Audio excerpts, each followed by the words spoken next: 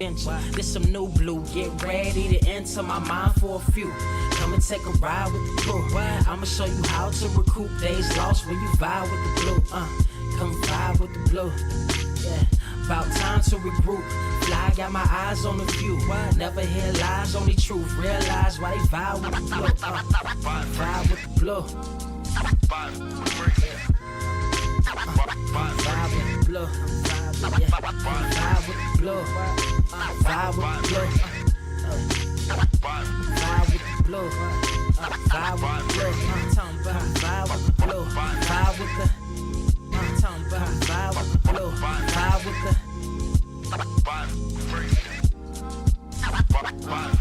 vibe with the sky. Wait, you know the rest. I'm blessed. I see you frontin' like you ain't impressed, but I still get requests. I'm playing Zelda on the GameCube. I quit spamming my music. Don't ever try forcing the links. That's a high rule. The wind waker, Mother Nature on my side too, controlling the elements. Go and check my avatar. I'm arrows ahead. Get the point. Moving forward. The battle scars accumulated over time are reminders of what I went through as a minor, but made me a grinder. The trees broke down, but it's loose leaf. If life's a game of death, I'm Bruce Lee. Ooh wee. Lose sleep on the regular, trying to get this word out. Then I crash nebula. Wish I had a very odd parent, maybe two, but it's cool. Everybody pays dues. Now it's time to make moves. Granny didn't raise me to lose. Think I'm in the mood for a cruise. Wanna ride? Come and vibe with the blue. Come vibe with the blue. Come vibe with the blue. Come vibe with the blue. Come vibe with the. Check this out, y'all. I'm back spazzing like the elderly worth of my cousin Beverly. Never swear away from the truth. Just ask Heather, be weather, be tripping, starting to control like our destiny. Always give you the best of me until the death of me. My weaponry is a paintbrush. Hush, don't tell my secret. They get a hold of it. If you leak it, get it? It's cool. Got you covered though, look.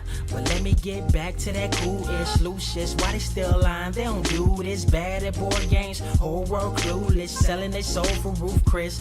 Who's this honored fella? Need a sliced extra mozzarella. Crew fly, leg guy propellers. Humanity born like they don't trust fun. Why you dodge the teller? You don't know, but my odds are better. Life's a gamble, depending on who holding the cards. You can start living at large or it's bon voyage. Charge it to the game. Me and you ain't the same. I'm thinking bigger pictures. Why you still shrinking the frame? Ever blink in the rain? It helps when your eyes dry. Mob with the bright minds. Think you funny, wise guy? Midnight marauder with a new tribe. Tired of the fake. Come and vibe with the blue sky. Come vibe with the blue sky. Why do you try? We get them high. Take them high. What I do? Come vibe with the blue. Yeah. Come vibe with the blue. Ask what up? Vibe with the.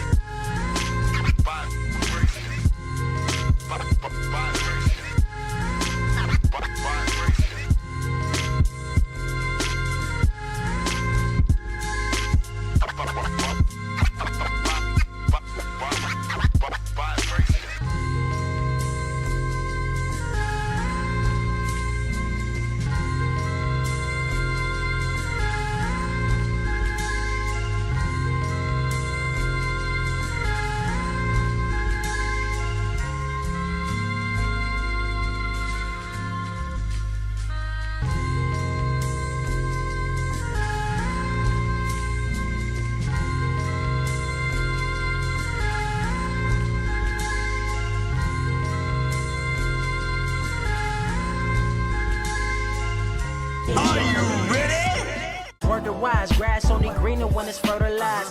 Gave them truth in these songs, they prefer to lies. Destiny beautiful, adrift in her purple lies. You can't see me, you Stevie, wondering how I reach more evolutions than Evie and make it look easy. Man, dream on, yeah, dream on, dream weaver.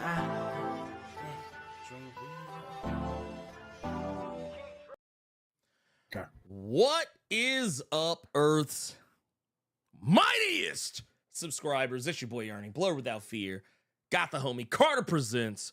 Welcome to episode 219 of the Blerd Cave, the #1 comic book news stream on this or any other Earth in the multiverse. You can also find on Spotify. You can find it on Google. You can find it on Apple. It might be on Disney Plus. I don't know. It's not on Disney Plus. But it is on iHeartRadio, various other platforms. So if you want to check that out, make sure you go and hit that up, because we're everywhere now. We're everywhere. And if you do, leave us a rating, because it helps us find more listeners like yourself. That said, Carter. Yes. How you doing? Hey, my name's Carter. I got a new chair. Oh, I didn't even. You know what? When you got up earlier, I thought something looked different. Yeah. But I wasn't really sure. Being able to lean back and not go to the floor is amazing. Ooh, man. God bless jobs moving to new locations and not needing certain shit anymore. So dude, that is such a wild concept to me, because I'm not used to it. yeah. Like the other day, my wife came home with some computer monitors, and I was like, "Excuse me?" Okay. She was like, "Oh, they got new ones, so they got rid of the old ones." I was like, Yeah. all right. Yeah, pretty much there was a fucking email saying, "Hey, everything in the lobby is up for grabs." I ran and grabbed a computer chair immediately. Hey, I respect it, man. I respect it. Oh, let's see. Oh man, we got a lot of love. There's a lot of love in the chat right now. So we're definitely we're gonna hit these up real quick. We gotta Yes. I feel like I always say we got a jam-packed show. We actually don't have a jam-packed show. I actually struggled to find things for us to talk about today. And then I thought about it. I was like, did we just talk about a couple of things? And honestly, the rest will just naturally work itself out, because it always does. I don't know why I ever obsess over making sure we have plenty to talk about. We usually always have too much to talk about. We have like an embarrassment of riches of things to talk about. But I mean, we're talking about comic books, so I could very easily like yeah.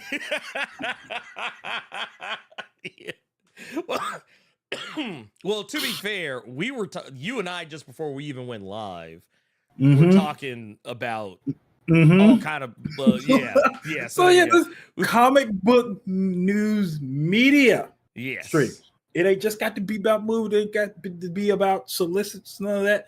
Airboy in the cut, thank you for that. Blerd Club Go for 18 months. That Immortal Thor, don't shut your mouth. I haven't read all of it. So you haven't finished. There are things to talk about. You haven't finished the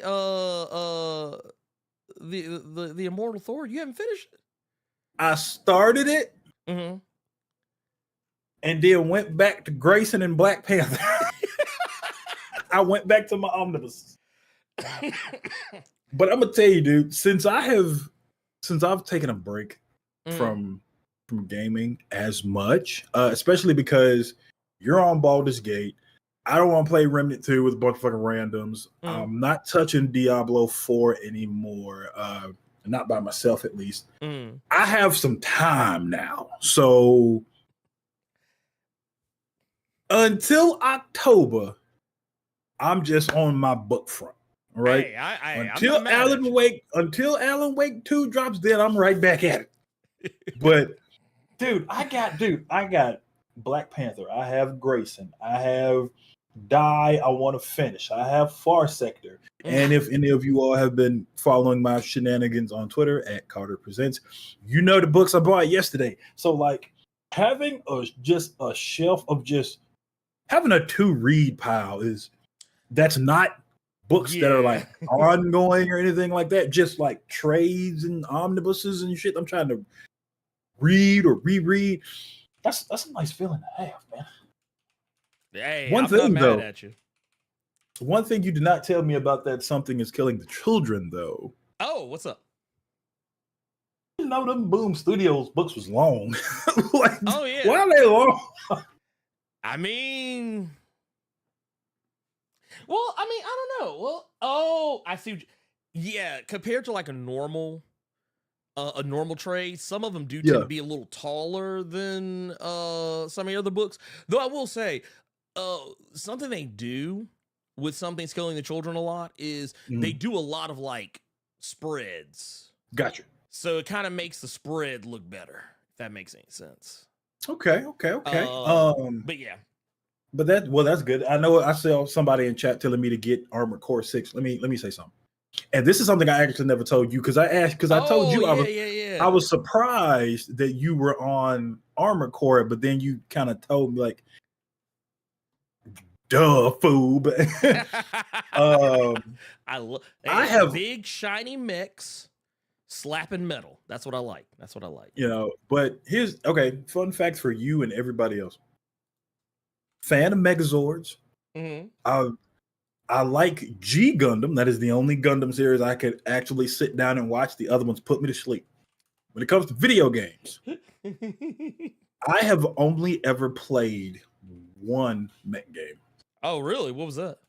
It was on 3DS. It was from Grasshopper. It was called Liberation Maiden, and that was more like a Zone of Enders kind of mech game. Okay, actually, dude, you just made me remember. I forgot that I really enjoyed Zone of the Enders. I kind of want to go back and play it, but I'm scared to. Like, I think in the Discord, the Elite X1 had brought up. Do you remember that game Daemon X Machina? Came out not too long ago. Yeah, I tried to stream that one day, and it put me to fucking sleep. I just uninstalled it immediately. I like the game, but like it's just one of those that like I kind of see where you're coming from. It can be kind of dull in some spots, so I kind of fell off of it, but I kind of want to go back to it now that I'm because I don't know if you know this or not, but some of the people, I don't think it was everyone, but some people who used to work on Armor Core worked on that one. Okay. So I kind of wanted to go back and give it another shot now that I'm playing AC6. But AC6 is great. I love Armor Core 6. That game will dig in your ass, though. It will dig in your ass. It is... Oh, let's not use that terminology. We can just say the game is challenging. Let's just say it's challenging. Oh, we ain't going to use your verbiage right now. It's too early in the morning, sir. Okay?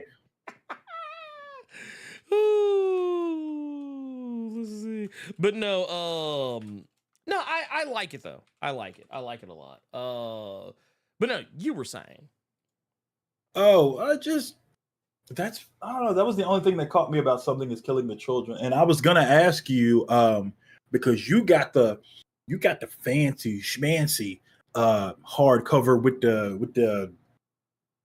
it has its own like book cover kind of deal. Mm-hmm. Oh no! So I got the same one you got? Yeah. Oh, see, I thought you had the one you got.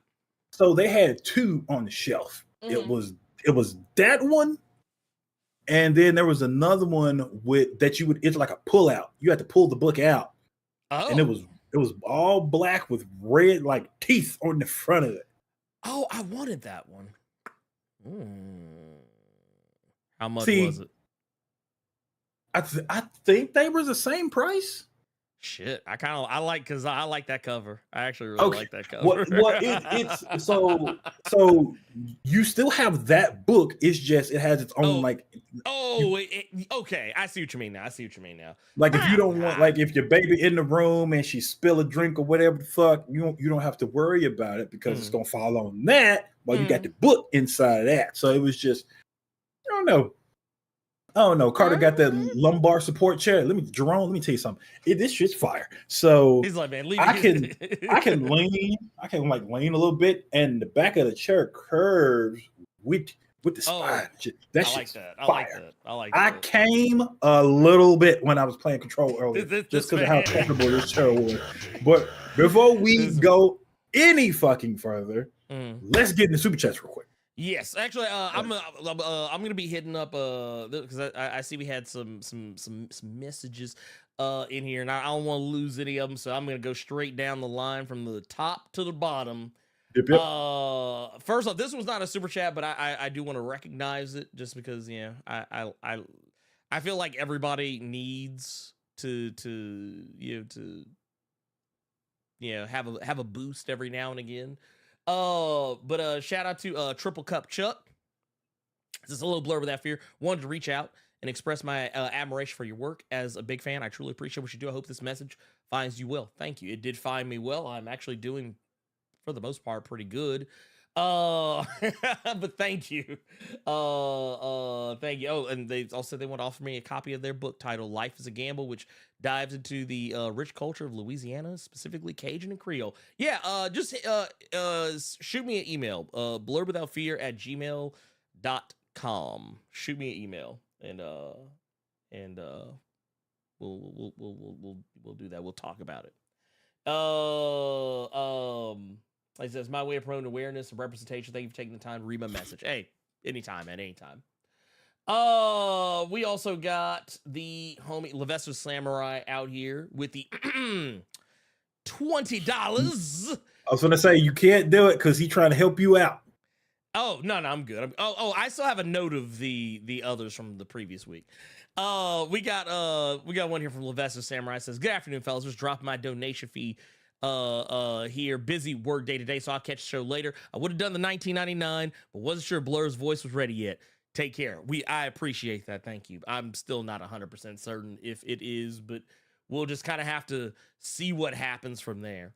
We also got Big C the Monster with the $5 says, rest in peace, Bray Wyatt and Terry Funk. Yes, that's true. We actually lost two.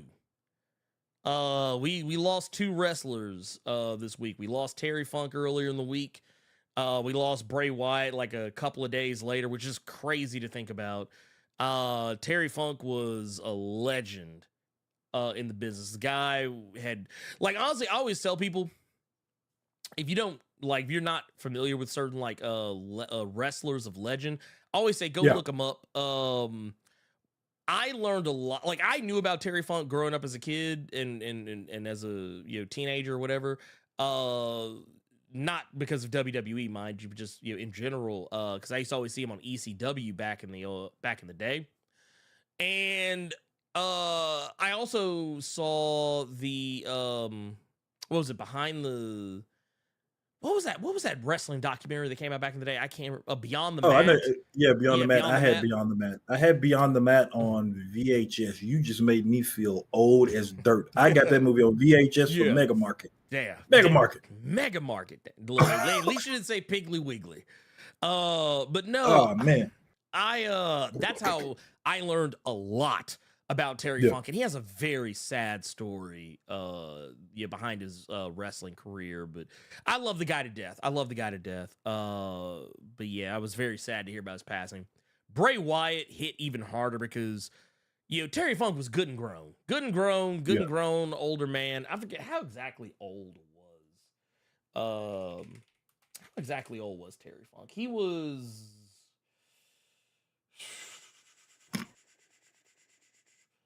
good Lord, have mercy. How old was he? This man, mind you, I'm actually pulling up here right now, 79 years old. And here's the thing, if I'm not mistaken, I think Terry Funk was still wrestling. I think he was actually still wrestling. Terry Funk, if I by my recollection, I believe he was still wrestling even at 79. So that's okay. Oh fuck, man! I don't want this to be a sad show, but like you know what? I don't want it to be either. And we're gonna talk about these things very briefly. Yeah, and then we're gonna move on. Well, that's what I was gonna say. Just a big rest in peace to Bray Wyatt, Terry Funk, and who I'm just reading now, Bob Barker. Oh, Bob Barker's gone. Yeah, they just announced that he was 99. Jesus Christ. That's that price was most definitely right. Just 99. That's a good life. Damn. That's a good life, man. God, so we do. Oh my God. You know what they say? And see, here's the thing. They always say, celebrity deaths. Mm-hmm. They always say celebrity deaths come in threes. Yeah. So let's see. That's Terry Funk. We got Bray Wyatt gone.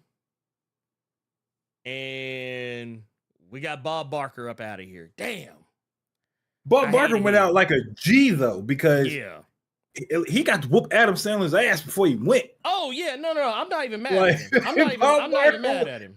Bob Barker got to go out like Gito, just to beat up on Happy Gilmore. Oh yeah, I'm not even mad at him. Like honestly, that man lived a full life.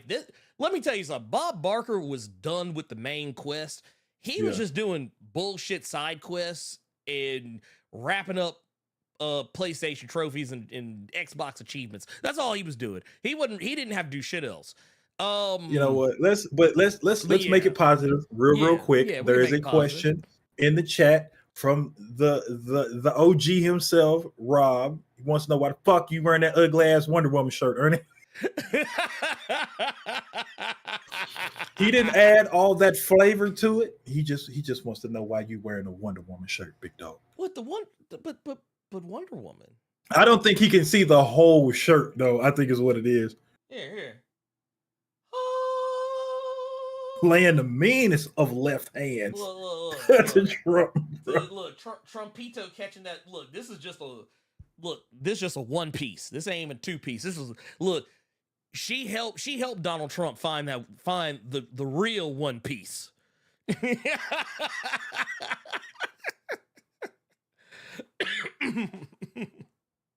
But yeah, I wore this in celebration of Trump at his mugshot, so maybe next week I'll wear the Black Panther one if I can get it. Maybe. I make no promises. I tell no lies.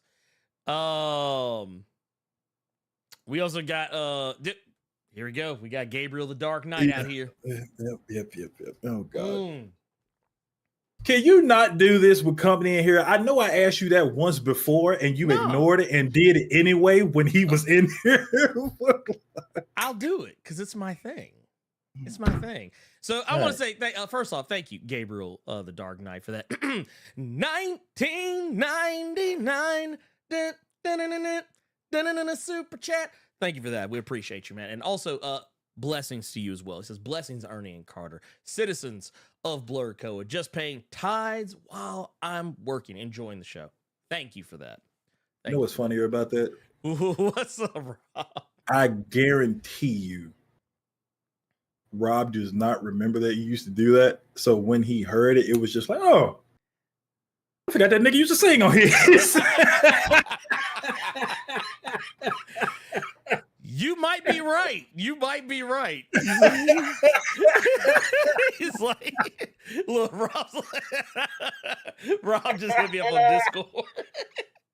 Oh my god, that nigga used to sing on her. Yep, sure did. And look, and probably about to say the same thing. Here, I'm chatting with him on Discord. Oh man. Let's see. Okay. We got I'm chit-chatting with him on Discord. We got we got Jay Keto here with the $2 says getting Armor Core Tuesday. I see you, big dog. Yeah, I gotta watch a lot of you all play it before I actually throw any kind of money at, because I'm just dead set on Alan Wake 2 and Space Marine 2. Leave me alone. We actually got the 1-2 punch though from Gearless Mo. Oh yeah, gifting 20 Blerd Without Fear memberships, as well as giving us a 20 bomb, saying get those likes up, people. Please, you made me hit my damn mic just to tell you all to get them likes up. Get them up. We're gonna get like we're gonna bring Rob in here in just a minute. We'll bring Rob in here. I think he's jumping on. All right, while he does that, we got another $2 from Tubes the One saying past 90 ain't dying. That's winning the game. You are goddamn right. He most definitely won that game, boy. Oh, that shit there, when the thing used to go up to the top, he went to the top and didn't move. Like, that is some G shit. Oh yeah. Oh, by the way, I actually went back and was looking at was it Daniel Warren Johnson's live stream from, I think it was like the other day. Yeah. And watching him draw out, I forget who it was he was showing, but it was somebody catching that fucking Zangief pile driver. It was disgusting. Let's see here. What else we got? We got one last one here from Tubes the One with the $2. Says past 98 dying. That's winning the game. Oh no, 100%. Oh, here. Oh, That's how you know Ernie's age is going away from him, because I literally just read that. That boy mind is gone. oh no. Well, I'm multitasking. I'm not gonna lie. When I was typing with Rob, I wasn't even listening to what you said. I wasn't even listening to what you said. So yeah. I'm out here. We chit chatting. You know what? Let's see here. I think we are caught up, my brother. Yeah, we're caught up. Yeah, Yeah, what do you got to talk? comic- Oh, you know what? I can actually tell you all while you doing stuff with Rob right now. Mhm. Just for the people that did not know, Daniel Warren Johnson, Wonder Woman, Dead Earth, Do a Powerbomb. He does stream on YouTube and Twitch. He's actually when he's doing new panels for certain books, goes live every time. So be sure that you all look up Daniel Warren Johnson. I think Declan Shalvey, if you've like seen Moon Knight or Injection or anything like that, he also streams. He has his own book called Old Dog that he does a lot of art for, that he goes live for as well on Twitch and YouTube. So you all be sure to look up some of these artists. And of course, you all know from the several times I've talked about it on here, or some of you all have seen me over on the Ryan Stegman KOC streams. You know, they all do it as well. So a lot of these artists, man, they are on YouTube, on Twitch, doing their thing, dude. So you get to see them live. So all these amazing panels that you all see, you can't believe that just one some bitch did it. Just they did it. They didn't did it. They didn't did it. Here also, let me mute my phone for a moment, just because. There, got it. Bam. Oh, there he is. He just jumped in. Let me. He did. What's up, pimp? Hey. Heyo. How you doing, King? What's going on, man? What are you guys doing? Oh man, you know, we just out here living, trying to be like you, man. Trying to be like you. I'm just chilling, man. I'm not doing a goddamn thing today. Yeah, man. I ordered some breakfast burritos. I'm like halfway through, but I'm like, I should probably stop because I don't know. When it comes to breakfast burritos, man, I become like a full-on glutton, right? Like every sense of self-control just vanishes. Hey, I turn into like my 600-pound life on breakfast burritos. Oh God. It's fucking awful. Hey, I respect it. I respect it because I mean, shit. If you're gonna pick a food to like just go absolute ham on, why not a breakfast burrito? Burritos. Why not a breakfast burrito? That's what I'm saying, man. Some eggs, some bacon, some cheese. Yeah, man. Oh yeah, no, I did that. The last cruise I went on, they had these like one of these little places where you get like these gourmet breakfast burrito deals, and that was like every morning, pretty much. I was like, yep, this is my life. What cruises do you take? I've only so far the only ones I've done are Carnival cruises, which I've enjoyed for the most part. Those I've enjoyed for the most part. But in every case, it's been to like a part of Mexico somewhere. Whether it's why is Carter sitting all over here being quiet like he's brand new? Like, well, I staring at his phone, surfing Twitter. Well, no. So actually, I guess I could do it here because I just got the notifications. I was silencing my phone as well. Jonathan Moda, I did not mean for you to do this, but thank you. He just gifted me a copy of Armored Core 6, so thank you. That's dope. Are you guys on PC or are you on console? I'm on PS5. The same individual who gifted me Armored Core 6 gifted me a PS5. Yeah, man. I'll send you my gamer tag or my whatever the hell it is they call it on PS5. Yeah, we'll play together, man. Like I haven't played Armored Core. I'm currently playing. I don't know if you play Destiny at all, but somebody in the chat literally just said they were surprised you're in here and not playing the new Destiny content. I mean, okay, the new Destiny content insofar as here's like a mission, right? Here's like a 15-minute mission.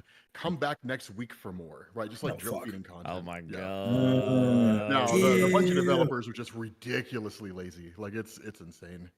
Oh my god! See, dude, man, I know what'll happen if I start playing Destiny. It'll be something I'll get sucked into. Absolutely, dude, that's how the first one was. That's why I knew not to touch the second one because I knew how bad I had it in the first Destiny. Especially now, like if you fire it up for the first time now, there's so much content, so it just becomes this black hole that used to be your life. Like, Oh, you'll never God. like Blerd Cave won't be happening for like 2 months, right? Oh, Like, yeah, no, that was what I was worried about just this fall, because so many games were coming out that like Yeah, I just knew that I was like, yeah, y'all ain't gonna get as much content. I was like, don't get used to all this content that I do as is. I was like, I'm gonna be doing way too much other ish. Yeah. Like it's not gonna happen. Don't expect it. This ain't what it is. I mean, there is Spider-Man, dude. I'm excited as shit about Spider-Man. Oh yeah, no, Yeah. Spider-Man 2, that's getting played. That's not a that's a non-negotiable. Like it's like honestly, it's probably, oh man, October's gonna be kind of wild, because was it's not just Spider-Man 2 that comes out. There's something else that comes out October, isn't it, Carter? There's like a few different things. No, it's Alan Wake 2 for me. That's right, Alan Wake, bro. Dude, I cannot wait. Talk to me about Alan Wake, Carter. Talk to me about Alan Wake, man. Dude, I've been an Alan Wake fan since the first time I played it on 360, and then I played Control. Have you played Control? Alan Wake Control? Was that like the game? Was it the DLC they turned into a game? No, A separate thing. So it was like the one with where you play as I forget what was the girl's name? I forget her Jesse name. Faden. Jesse, that's what. Only reason I know it is because I've been replaying Control in preparation. It was Jean Grey. It was the Jean Grey video game simulator, basically, is what it was. Pretty much, because you just using telekinesis, just yeeting people across the room. But floating it had in the air, throwing people up across walls, snatching they shit away from. But that game had DLC. It was a whole expansion about Alan Wake to basically tell you that Alan Wake basically wrote Control, and in a roundabout way also created this old Xbox game called Quantum Break. No way. He basically wrote those as a means for him to be rescued from where he was at the end of the first game. So that's how they're doing it, because at the end of the first game, he was just in the lake, typing on his story, and like that was it. Like you assumed he was just going to be confined down there for all of eternity. Yep. So the DLC for Control is basically you finding out that he wrote the girl in Control to try to get him out. Okay, so I need to play Control then, because I was watching the trailer for Alan Wake, and I'm like, okay, how do you make a sequel to a game where the guy ended up just being trapped by the darkness for eternity? Like, that's weird. Okay, Control is really good. Yeah, Control's really good. Really good. They even have there's even some DLC that, like Carter said, there's DLC that kind of connects everything a little bit more, so you get a better understanding. But like, when I played Control, I was like, dude, this is Jean Grey, the video game. That's basically what this is. Like, you're literally, you have telekinesis. You're just doing everything. But Alan Wake this October is going to be wild. I like the fact that they were actually smart. The devs were, because they delayed it a week, because it was going to come out at the same time as Spider-Man 2, and they said we don't want that smoke. No, man, that would kill their game. Like, it would kill the launch of their game. Because so they actually come out later, man. But like, I think, like, Spider-Man, I don't think has ever been as popular as he is right now, with the exception of like when the Sam Raimi movies came out. But between the games and like the Spider-Verse movies and so on, like, Spider-Man is ridiculously popular, and the game is just so good. Like, I'm sorry, Microsoft, I am not buying I'm not going to play Alan Wake 2 before I play Spider-Man. No, it's just not going to happen. No, God, like, that's never going to happen. let me put it like this: Tony Todd as the voice of Venom. Man, that's it, bro. Man. That's it. You're not doing anything else. There's nothing you got over there on the green side of the video game spectrum that's gonna mess with that. I'm sorry, it is what it is. I'm playing that. That's getting played. Like, honestly, the rest of this year, because I just looked at it, the rest of this year is dude, I'm gonna be broke. Wait, Rob Taylor, you never played Alan Wake? Bro, Dude. There are so many people that have never played that game, yes. even though it's literally on everything now. You know what, though? That kind of makes sense because that game came out around the same time. I want to say it came out around the same time as like BioShock games. Yes. Yeah, like dude. the Portal games. And so it very much slid under the radar. It got lost in this. It got lost in the shuffle. Yeah, I could definitely see that. I'm not 100% sure on the dates, but I can see that.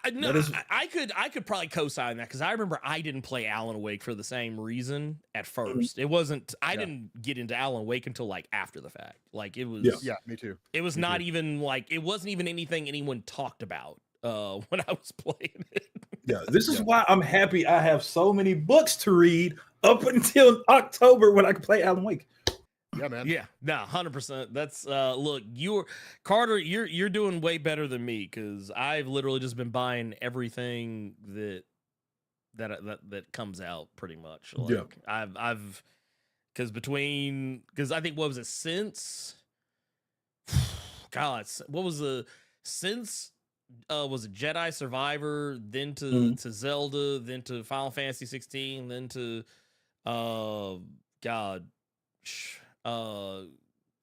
was a Remnant 2 came out, Baldur's Gate 3 songs. I've literally, and then now Armor Core 6. I've literally been caught in the tidal wave of just. Dude, I still haven't touched continuing. Baldur's Gate 3.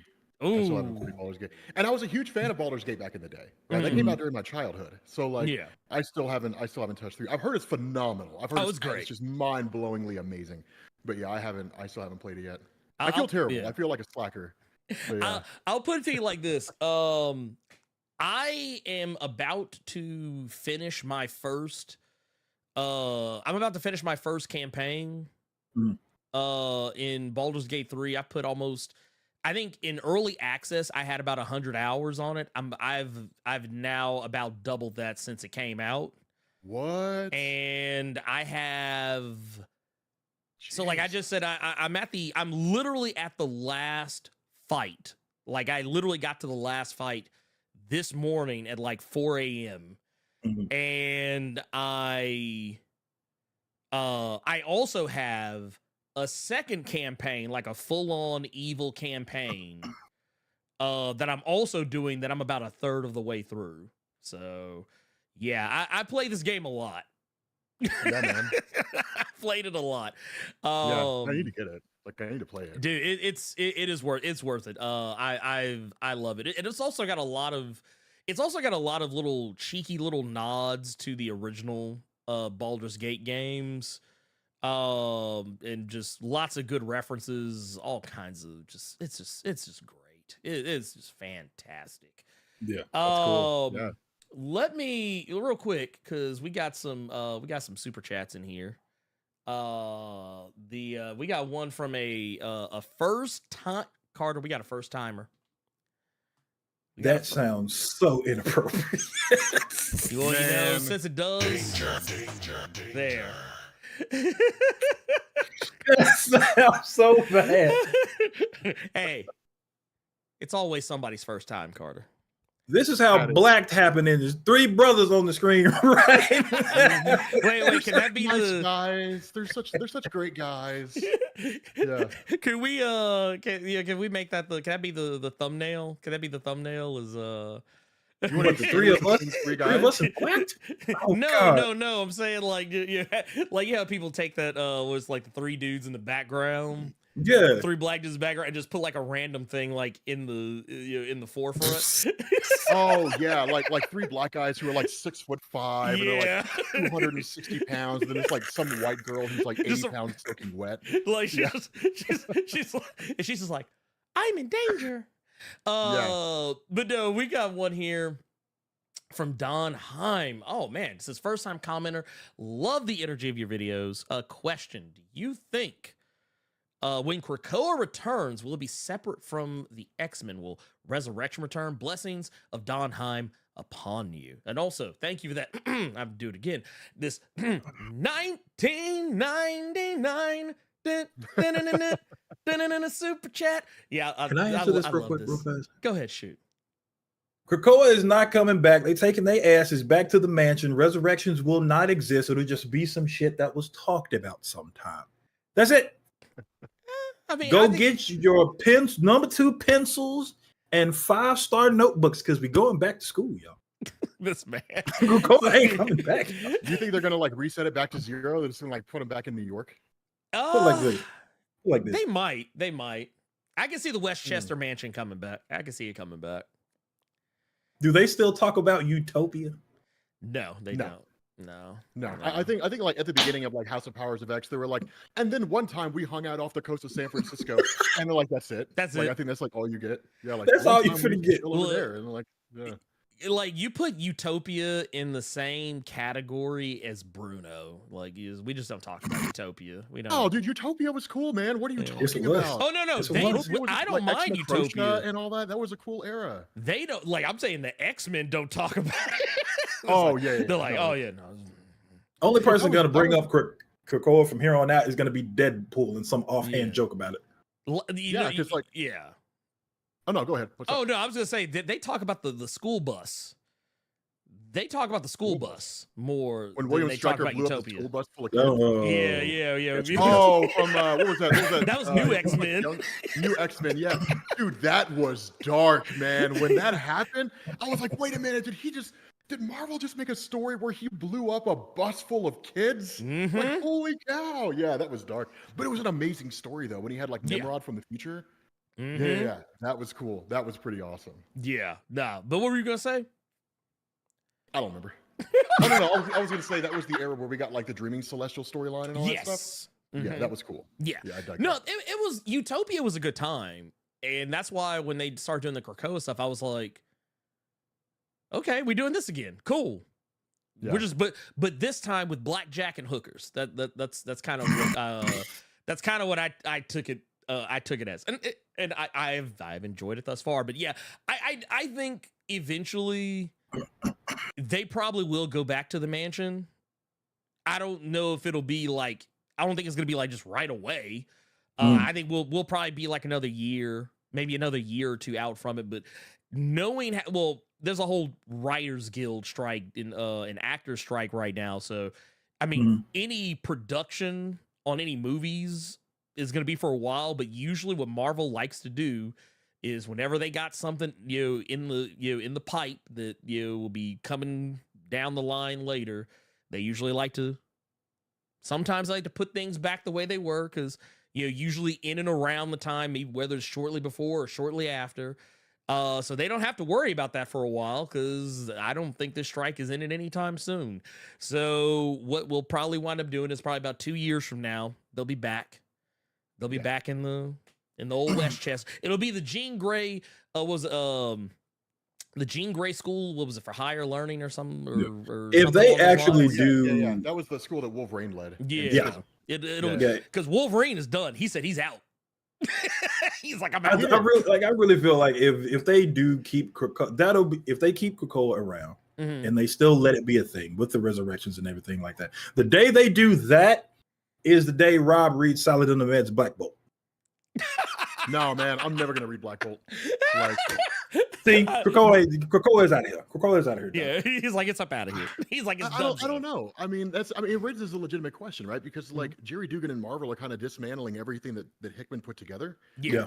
And so Resurrection, I could see Resurrection staying around, but it's going to be like the Lazarus Pit from Batman comics. Like, is there a character that we want to bring back to life? Take him to this Lazarus Pit, dump him in there for a little while, and then pull him out. And that's going to be Resurrection, right? Yeah. It's going to be like when Colossus came back in Astonishing X-Men, and it's like, actually, he was held by an alien this whole time. He didn't sacrifice his life to wipe out a virus, and like that's it. Yeah, it's going to get turned into a plot device, which, ironically enough, is exactly what Hickman was trying to avoid. Yeah. So, I don't know. It's funny you brought up that Astonishing X-Men plot point, because you just reminded me that they were reheating Leftovers when they did that. Because when Alpha Flight came out, I was going back and rereading old Alpha Flight, and they did the same thing with Guardian.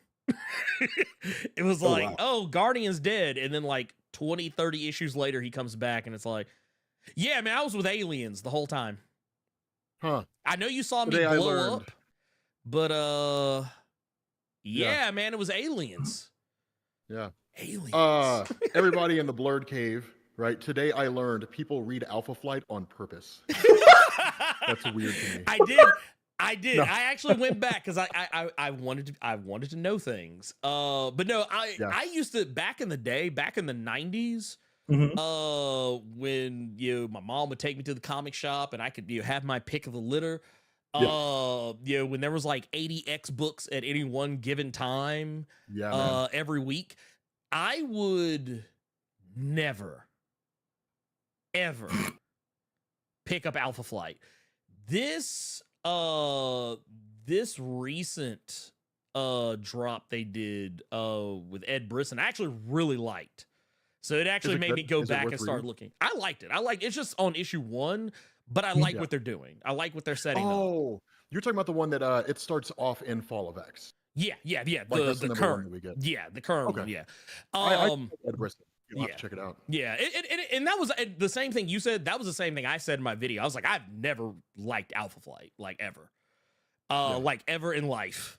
I think Alpha Flight is the D leagues, not the B. It's not the B squad. It's not the C squad. It's the D squad. Which is funny because I didn't know this at the time, but apparently there are different levels of Alpha Flight. Like I knew there was Gamma Flight. Like I knew there was Gamma Flight, but I never knew there was like a Beta Flight or anything like that. Like it's basically their training program. And I've just already expressed way more knowledge about Alpha Flight than anyone should ever actually have. But I just thought it was funny because I was like, oh wow. I was like, this character was on Alpha Flight. Wait, no, this character wasn't on Alpha Flight. They were in the NXT of Alpha Flight. they were in developmental. Developmental. Imagine if you were on Alpha Flight and you just suck so bad that they did you like Big Show and said, "Hey man, we need you to go down to OVW for a little bit, man. Get your fundamentals back." Bro, you gonna send them down to like a regional wrestling promotion? Rocky Mountain Wrestling. Rocky. Wow. But no. I mean, one of the big. I mean, the problem with Alpha Flight, and I feel like this has been a problem ever since John Byrne originally introduced them. The problem that I always have with Alpha Flight is they were always just they kind of felt like the redheaded stepchilds of like Wolverine's past. Yeah, right. Like, 100%. Like Wolverine was at one point associated with Alpha Flight, and like well, I guess I always knew him as Vindicator, but I guess Guardian. Yeah, Vindicator right? That was the other name he had. Yeah. So it's like like you like he was always kind of cool, and he was relatively interesting, but like there was nothing about them that was like compelling to me as like a comic book fan. Like there was no real major reason to read them. The only time, actually, you know what? I'll take that back. The Gamma Flight story during or in the aftermath of Immortal Hulk, that was cool. Yeah. The Gamma Flight story they had, or maybe it was the Gamma Corps, the one they did, I think it was like after World War Hulk or during World War. No, it was after Smash. I think it was the Gamma Corps, whatever they were called. And then the Alpha Flight protocols, an all new audit from Marvel, where they basically took the place of Sword. What's her name? Of Sword. I can never remember. It's about Abigail Brand. Abigail Brand, when Carol Danvers took over Abigail Brand's role, and then Alpha Flight became like what Sword used to be.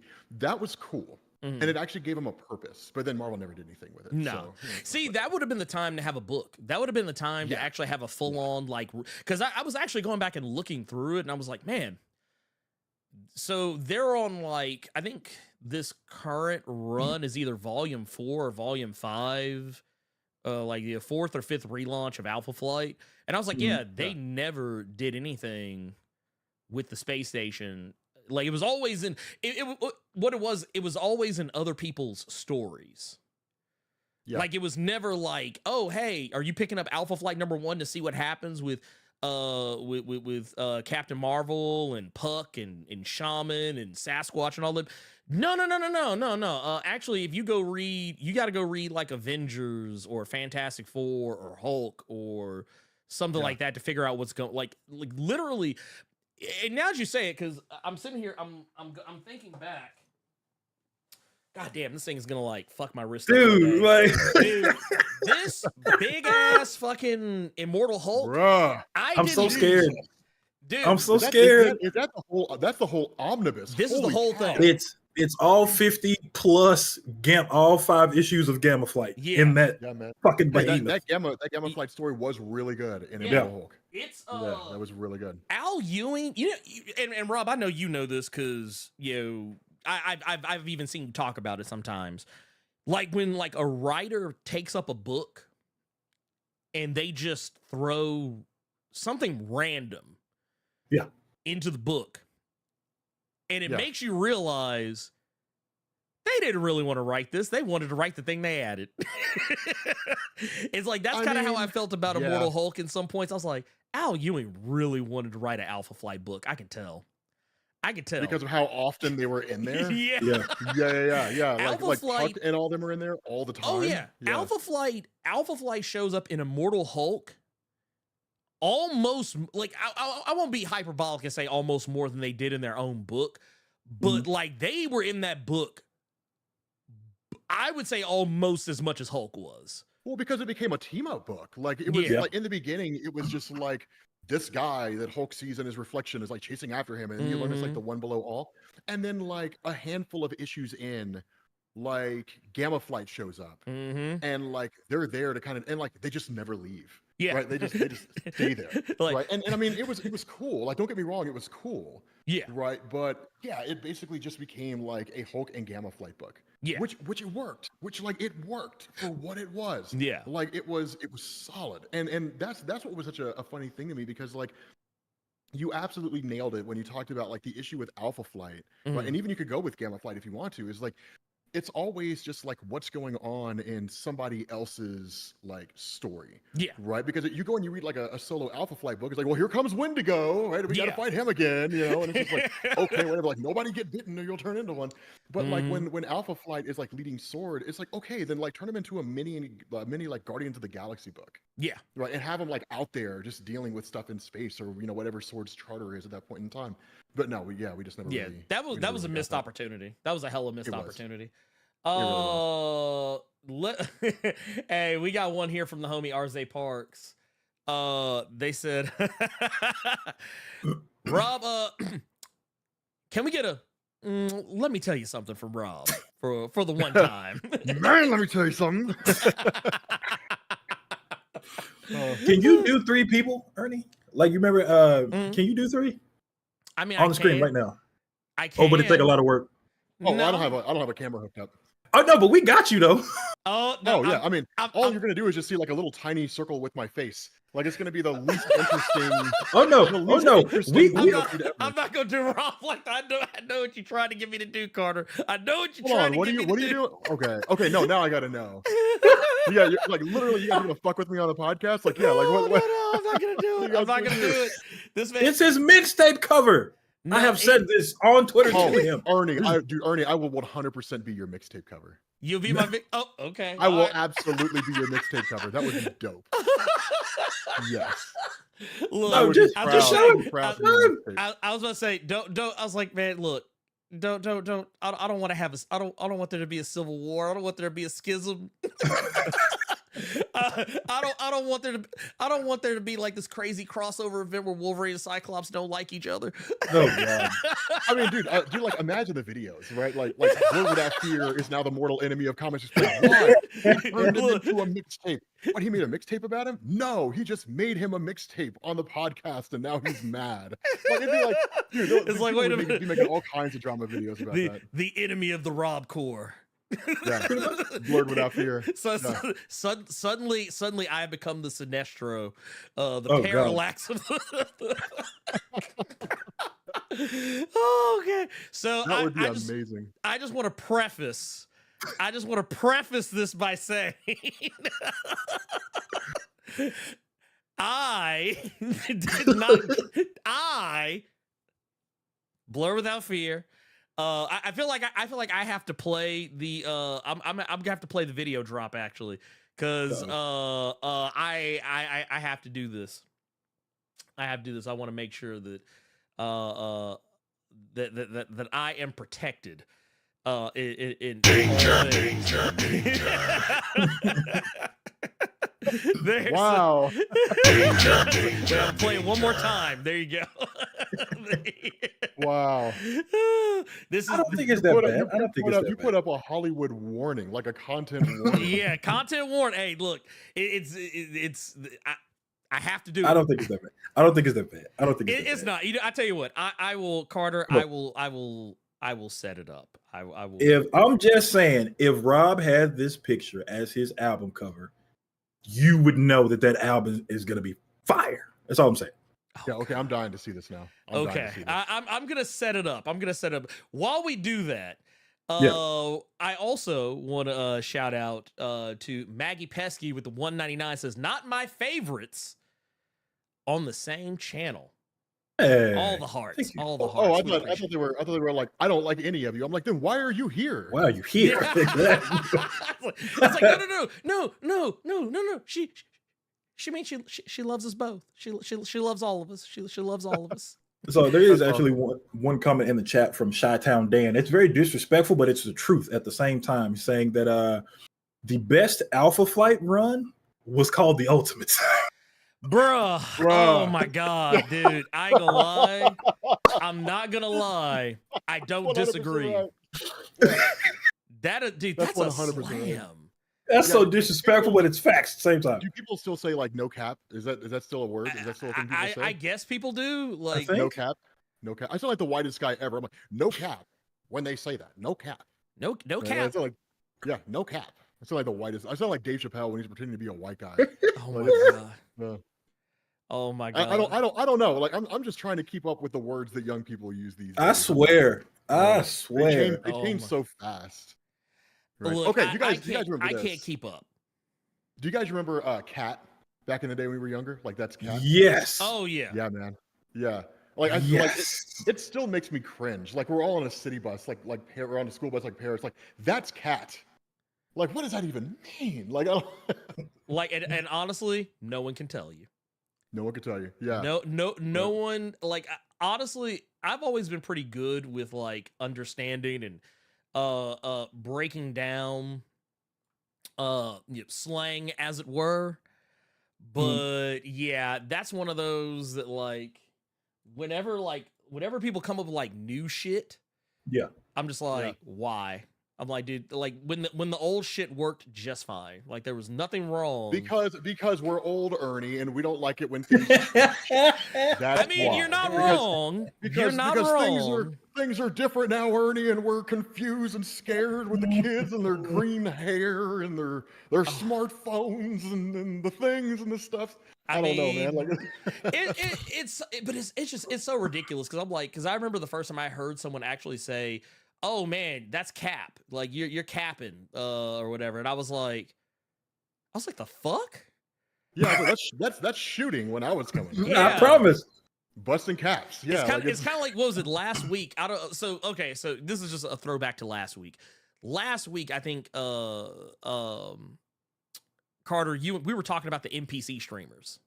Yeah. Oh my God, they're so weird. Yeah, no, they are. No. 100%. You, sir, are not wrong. That's the weirdest shit I've ever seen. That's the weirdest shit I've ever seen. It's the weirdest thing. It's like human beings that are just like stuck in a glitch.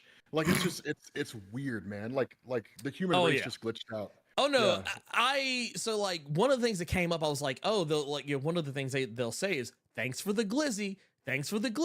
Now back in the day, or not back in the day, but just as far as like terminology goes, my mind went from like glizzy. I was like, I know technically a gun is a Glock, and I know recently that, they had, depending on where you're from, a glizzy could easily be a pistol. But it's a hot dog. It's actually, and apparently it's a New York thing. I literally had learned that in the last like few weeks. I was like, oh wow, because a buddy of mine in New York, he's like, oh yeah, glizzy, that's a hot dog. And I was like, that's a weird shit word sounds for hot gross dog. to me. It sounds so nasty. Well, yeah, because when I initially thought about it, I was like, oh, glizzy. I was like, because the hand motion they do when they say glizzy on TikTok, it looks like they are, hitting the knob, just like Thank you. So let's go back a little bit before you show us the picture. Yes. We got to go back to the black meme. It's you, it's me, and it's Rob behind a couch. And then you got Grace Randolph sitting on the couch. And then at the bottom it says, "Thanks for the glizzy." You see, it sounds inappropriate. It does actually. Not you. It sounds so gross. That sounds like with Grace Randolph. That sounds like a horrific porn movie. Yeah, I personally, I wouldn't. I don't usually believe about like speaking ill of other content creators, but of course not. Bro. Nah, man, not a chance. Look, I'll put it like this. This is by this is by no means a Grace Randolph stan account. Let's just go ahead and get that out of the way. No, but just as an example, glizzy sounds gross. Oh yeah, no, it does. Grace and I are not friends. We are the polar opposite. Did you piss off Grace Randolph? What'd you do to piss off Grace Randolph? I told her that her sources were in her imagination. She blocked me. She didn't like that I criticized her lack of knowledge about some things and how she just makes shit up. I hope you're happy. Yeah, I hope you're happy, man. You know what? I kind of was, honestly. Like, I'm not the guy. I'm not the guy that is normally like, ooh, so and so blocked me. Yay, I win. But like, I'm normally not that guy because I think I was like, that's stupid. But yeah, when I went to her, or what? It wasn't even that. Someone tagged me in something she said, and said, "Dude, isn't this like?" They're like, it was basically to the tune of, "Dude, look at what she's saying. This is ridiculous." And the first thing I noticed was, I can't see the tweet. And when I went and looked at her her profile, it says you are blocked. And I was like, I'll wear it as a badge of honor. Man. I'm sure she's a nice person. I'm sure she's a very nice person, but she just I just think that a lot of times she just says things. And I mean, I think I met her like once at a press junket. And when I say met her, I mean like she was sitting over there and I was like, "What's up?" And like that was the extent of it. Yeah. But like, I've never like held a conversation with Grace Randolph. Oh, yeah. She's like, "I'm a Marvel Comics expert." I was like, "Are you now? Okay, like we're gonna put that to the test." And like, oh my god, okay. I just remember the. I forget. I don't even remember what it was she said that was so stupid, but it was something she said that basically told me she had no clue what she was talking about. So like I did not intend for this to go this way.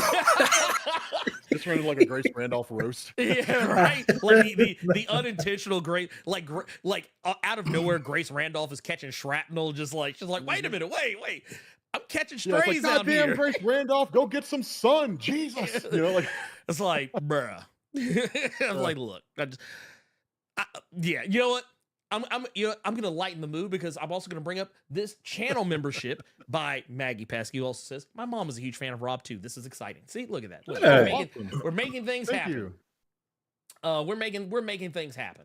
So let's see, because we got plenty more. We got plenty more. There's a lot here that Here we go. We're here. I found where they begin and where they end. Okay. Cool. We got one from Gokon. Sure, his baby's father with the $5 says, I might take some days off work to play Spider-Man 2. I'm going savage playing Black Suit man. Peter. That black suit looks so dope. I want it. Amazing. I want it. But they're gonna make you wait to the end of the game. You're gonna have to like complete the game to get the suit, right? I'm okay. Dude, if they make me do that, I'm gonna be so mad. Oh, dude, just the level of popularity it has. They're gonna be like, well, it was gonna be the first suit you got, but now we're just gonna make you play the game to get it. See, no, the only thing I want, and we kind of slick got something close to it when they showed off like the gameplay with Peter in the black suit. Yeah. I really hope they do this. They have to do this. I need him to say the words. I need him to say, "Shocker!" Oh God. I'll chase you to the ends of the earth. Like I need him to say that. Like if he doesn't say that, then what was this for? Like what was all of this in aid of? If I can't have that. Like he gets really close to it when he's chasing Craven. Like he says Craven in about the same cadence and tone, but like I need the rest of it. Like I need to see Shocker run scared for his life. I need to. I don't think anyone else needs to see that. I need to see that. You personally need to see that? I'm gonna, you know what I'm gonna do? I'm gonna tweet at Insomniac, be like, can I please have this? Please, just, can I have this? And also, can I get the waves? Can we please have the waves on Are you talking about Norman Osborn? Oh, I thought you were talking about like when Peter Parker got cornrows in Wakanda. Oh no. Did you ever read that comic where he did that? Oh my god! I know what he's talking about, bro. For those of you guys who never read it, there's this hilarious moment in the comics. Oh my god! I think it's during like Straczynski's run or somebody's run. Yeah, and I think you're right. It's during Straczynski's run because it's part of the other storyline. Yeah, and Peter's turning into the other, but he doesn't fully understand what's going on. So like he goes to Wakanda and like Black Panther gives him the heart-shaped herb, and it's like it's going to take a day or so for the results to come in. So you should enjoy Wakanda and the things that you wouldn't normally like. Enjoy some of the culture here. He comes in the next day with his test results, and there's like a couple of women who might be Dora Milaje, I don't remember, and like they're giving him cornrows. Oh my god! And like Black Panther just looks at him like, bruh. And Peter's just like, I know. I blocked that out of my memory. Like, it was hilarious. It's like it's all coming back to me now. Yeah, it was hilarious. Yeah, it was mind-blowingly funny. Oh, yeah. Straczynski was a madman. Yeah, he was. But it was stuff like that. It was just hysterical. Well, you know, that's I think, and honestly, it's comics. I don't mind some tomfoolery. Yeah, every here and there. I'm here for it, honestly. Like just as long as it's funny and in good spirits, I'll roll with it. I'm just like, it's whatever. Yeah. We got the Anarchy Hamster. The $5 says, love you guys. What do you all feel about Miles's current run? It has been amazing to me. I laugh as Pete is now becoming the next Castle. So, Rob, have you been keeping up with what's been going on lately in the spider sector lately? Like, have you been keeping up with like any of the Miles Morales Spider-Man or Amazing Spider-Man? I have been derelict in my duties when it comes to Spider-Man. But I have a good reason. Right? Fall of X. Okay. Fall of X Venom and the Carnage crossover. Right? Okay. That's about as close as I've been keeping up with Miles. Okay. Yeah, so I am not fully aware of what's going on. I think I read Zeb Wells' run, and I don't remember if it was Zeb Wells' run or Nick Spencer's run that more or less ended with Spider-Man Beyond, although I don't think Nick Spencer particularly That was Zeb Wells. Yeah, that was Zeb Wells. Yeah. Yeah, I can't remember exactly, but that was one where they brought back like Ben Reilly and all that. Yeah, that's right. So that's where I ended last I recall. I tried to read that garbage ass dark web crossover that was just terrible, right? Like I tried to read it and I just couldn't get into it at all. But that's kind of where I was like, okay, I'm done. Having said that, Miles fighting Carnage was dope. That I absolutely loved. Outside of that, So Miles Morales, so basically what's been going on with Miles as of late, he's kind of been going through it. He's got a new villain that's, you know, aware of who he really is. And a character he's from the alternate universe, or his identity is Miles Morales? His identity. They know that he's Spider-Man, and they know like they've been keeping tabs on him, his family, Genki, and basically the whole idea here is that it's this new character who goes by the name Rabble. It's heavily implied she's a mutant. Like there's a point where they basically imply that she has the ability to control technology, and that it wasn't something that like she was in some kind of an accident and she got her powers. They say her powers just activated one day when she was like a preteen or teenager. Because that normally happens with the X-Men. Yeah. It's always a traumatic event, or it's like that sends the powers into... there's always the trigger. So that it was like the death of like her mother, I believe it was the trigger for her. And she was in, so like Miles had the lottery back in the Ultimate Universe to be a part of the Visions Academy. Yeah, I remember that. The idea here is that Rabble was the girl who could have gotten in if not for Miles. Oh, okay. That's a good callback. Yeah, man. like that's a cool callback. And basically the way they treat it is, it's not so much that she's mad at Miles for winning. She's mad at Miles because he's not like taking advantage of the opportunity that he got. Yeah, he's squandering it. Yeah, like because and not to say it's interesting because in a roundabout way, like part of it you can kind of like. So the way Cody Ziegler's doing it is like basically they're framing it in a way where like you can kind of see where she's coming from because Miles is wait, okay, hold on, let me stop you. Cody Ziegler, like the wrestler Cody Ziegler? Oh no, the writer. Oh no, right? I'm thinking of Dolph Ziggler. Yeah, you think about Dolph Ziggler. Yeah. Think of Dolph Ziggler. Like, well, no, because CM Punk was like, I'm gonna write a Drax the Destroyer story, which wasn't bad, but it wasn't good. So. No, I'll give you that. I give you that. It was you know what it was? It was serviceable. It was Fing Fang Foom and fucking overalls is what that was. It was a serviceable entry that only people who are familiar with wrestling will know about. Yeah, that's good. Okay, but yeah, you're talking about the Miles run. Yeah, so basically what's been going on with him is that like, you know, he's constantly dipping out of school to go be Spider-Man. He's constantly getting caught up in shenanigans that lead to him like taking like large chunks of time away from school. And he's not really like and when he is at school, he's not really applying himself because he's too zapped from like being Spider-Man. And the Peter Parker effect on like his personal life. Basically. And that's why she's basically like, I could have done that. Like I could have been in your position. And they even have like his teachers and stuff kind of saying the same thing to him. Like someone else could have taken advantage of this and really like done something with their lives. And you're just squandering what could have been someone else's like opportunity. And that's kind of the whole premise. That's great motivation. Oh yeah. It's fantastic. And it's one of those things where like it's written in such a way where you can make a case for why maybe she's taking it a little too far, but at the same time you can also make a case for why like she ain't wrong either. She ain't wrong either. Like you can. It's one of those things you can. It's real easy to both sides it. And it is because it makes it so personal and it makes it so visceral. It's like for you, like sure, this was a great opportunity for you, but now like you're trying to be Spider-Man, you're trying to balance this. If it was really as important, like if you really understood the value of this opportunity, you'd be putting Spider-Man on the back burner. Yeah.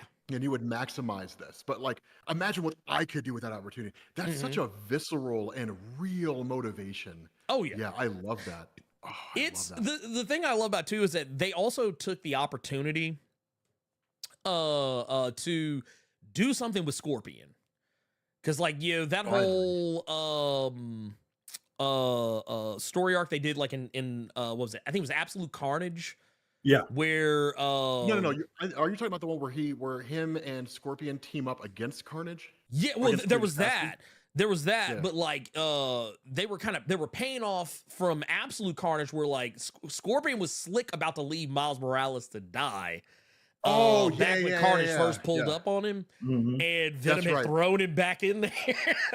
That's right, because he makes a comment that he thought that Miles was going to leave him to die. Yeah, and it was payback for what he did. That's right. I forgot about that. And like they were kind of implying like, oh, maybe we can do something with Scorpion. Like I kind of liked how they played around with that.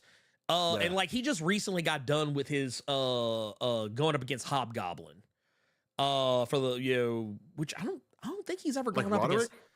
Was it Kingsley? Yes, but he was a corpse. Yeah, he's not like it's weird. I was like, Kingsley's been dead for a while. Yeah. It's I don't know. There's some shenanigans. There's some shenanigans going on, and it all goes back to what's her face? Was it the Queen Goblin? Or whatever.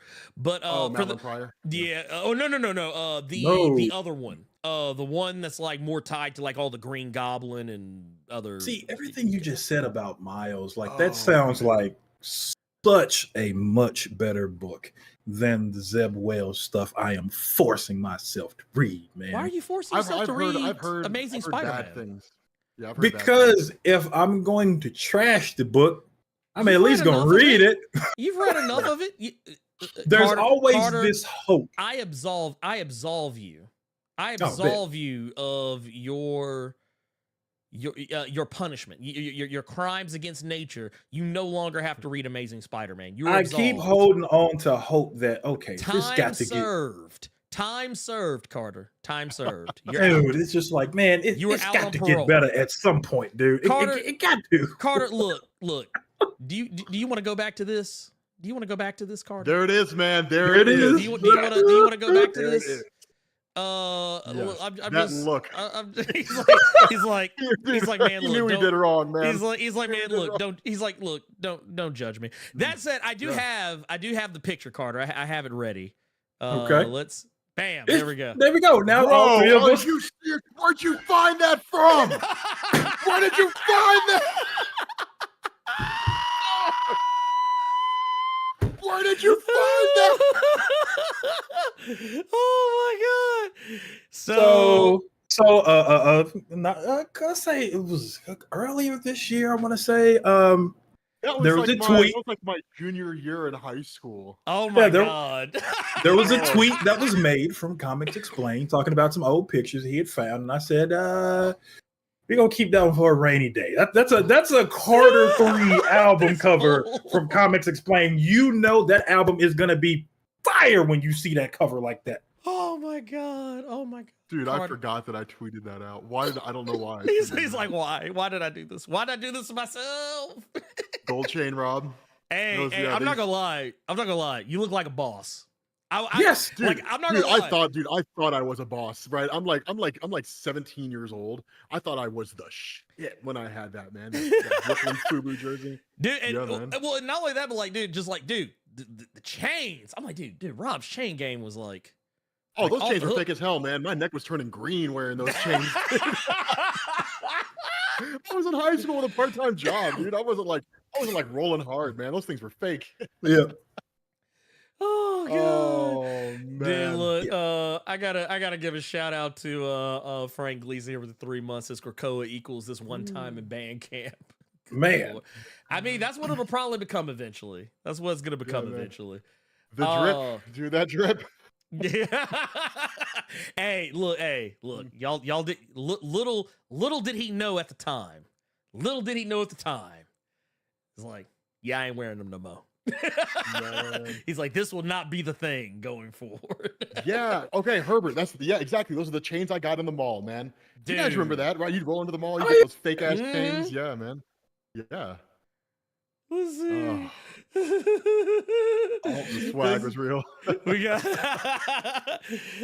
got away from Mr. January 16th the 499 says, respect to Ernie and Carter. This blessed Saturday. It's always a great day to check in.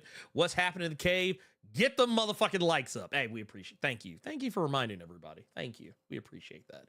Sometimes you got to get on folks. You got to, yeah. I don't want to have to play the smooth jazz. I really don't want to, but I will if I have to. Hey, smooth jazz is good for when you're studying or like. Oh yeah, notes, man. Oh yeah, yeah. I like it. I like it. Yeah, man. Some Pat Metheny. Yeah, man. Yeah. I will partake, but the chat will not. that's how you know we're old, man. It's like smooth jazz is part of our just vocabulary. Oh yeah, it just. Well, I mean, I feel like you. I feel like if you don't if you don't rock with jazz, I always tell people like you probably just haven't heard the right kind. Like maybe because jazz comes in a lot of different forms.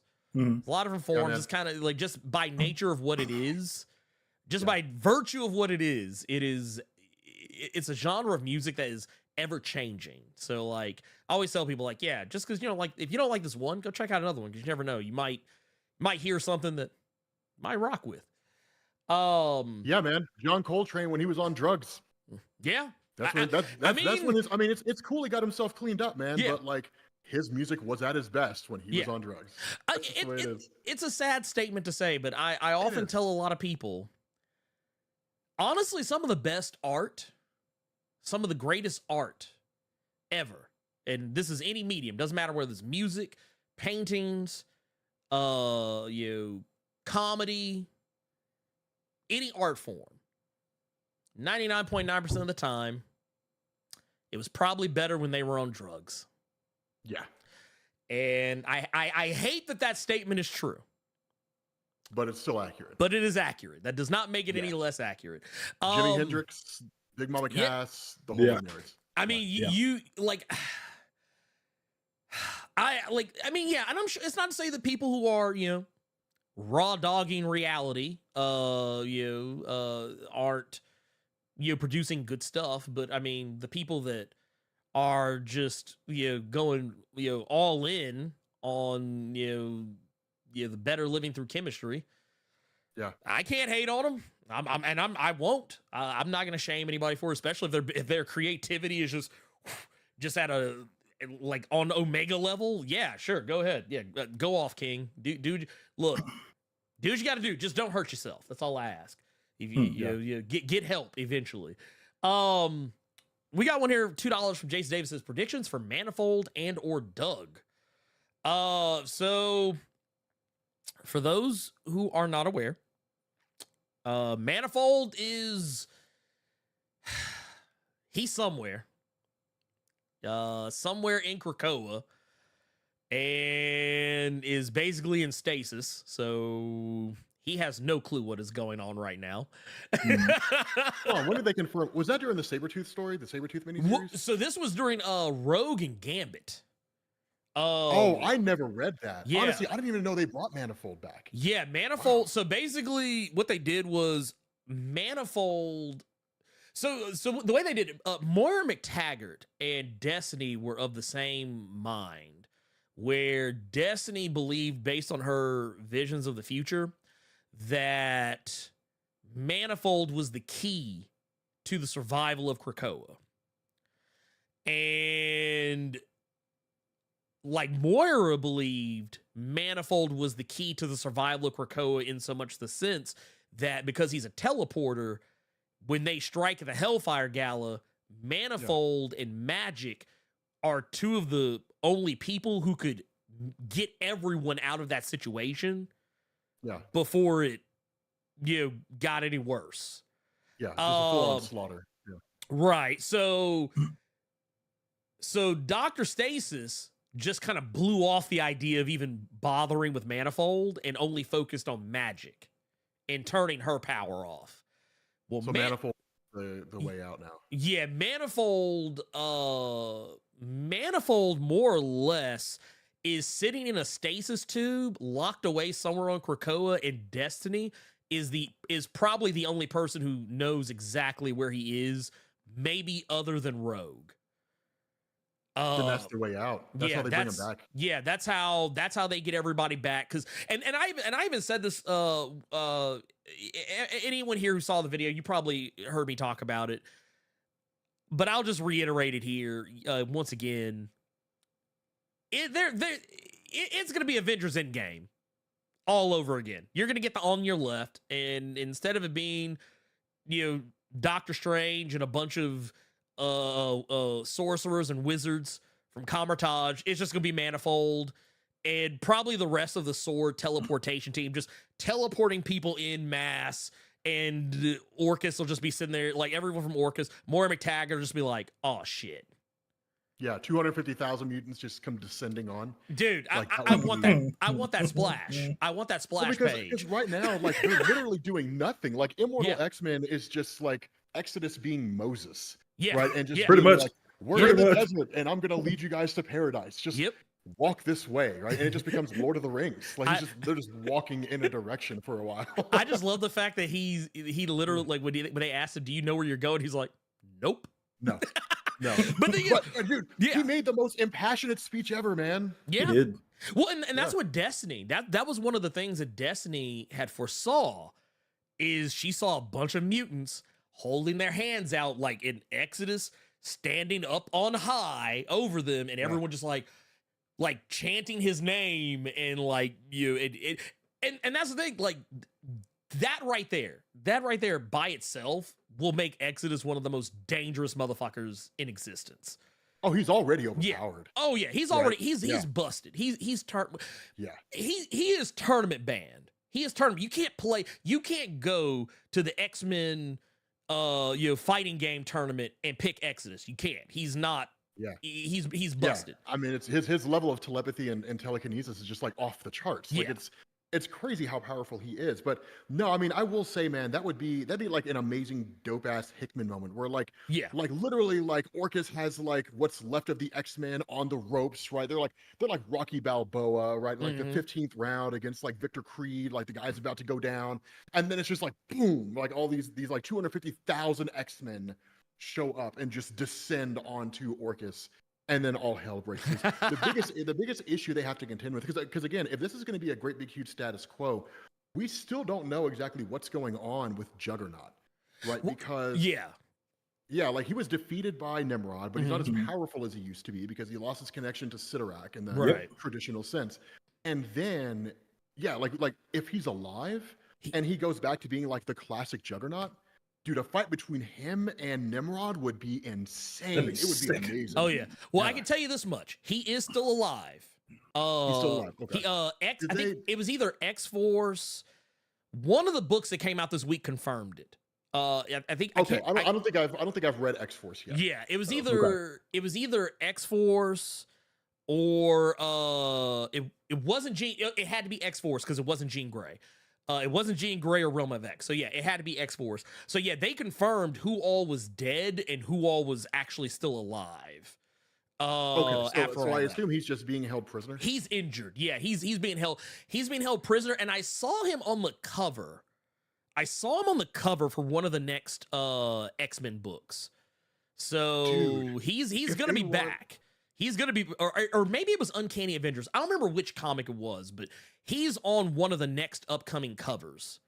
So dude, if they really want to do a boss moment with Juggernaut, what they should do is like he just takes the fall. Like he ends up like meeting with Sidorak, and Sidorak's like, the only way I'm going to give you my crimson or give you my powers again is if you go back to the way you were before. Yeah. So like he just takes one for the team and he goes back to being a villain in order to help save the X-Men. That would just be an amazing character arc for Kane Marco, because like sure, like I mean, like he's going to be a bad guy, he's going to wreak havoc, right? He's always going to be trying to push the whole Octessence thing or whatever, but he's doing it unwillingly. And like at the end of it all, like like he sacrificed being a good guy to become a villain, especially because he's supposed to be lined up to be on the new X-Men team. Yeah. And actually, that would be an even more tragic thing. Well, the funny thing about that was, and it was when I was listening I think it was to the Cerebro podcast. Jerry Duggan actually said as much, that he was the one who actually won. Like they put everybody on the team, but Juggernaut was legitimately the one who won the vote. Wait, he won? Like everybody, like he won the vote? Yeah, they said Juggernaut was like of everybody that was on the X vote. Yeah, none of those other characters won. Juggernaut actually was the one who legitimately won. But so I voted for. So I was like, and I wanted to vote for Juggernaut, but but because he had technically been on the team before, I was like, I wanted to pick somebody that had not. That's usually how I always do with these. I'm always like, no, I voted for Juggernaut. I was like, I want to see Juggernaut on the team, man. Yeah. I ended up voting for Frenzy, but like that's just Frenzy stan. You voted for Frenzy? Yeah, I voted for Frenzy. I did. I voted.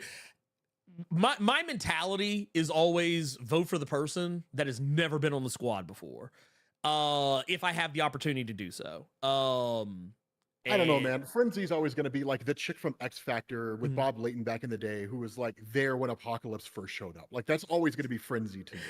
I mean, you're not. That's not unfair. That's not. I mean, because she really. It wasn't until you get to around the time, I think when Mike Carey was writing X-Men, where she got a lot more character development.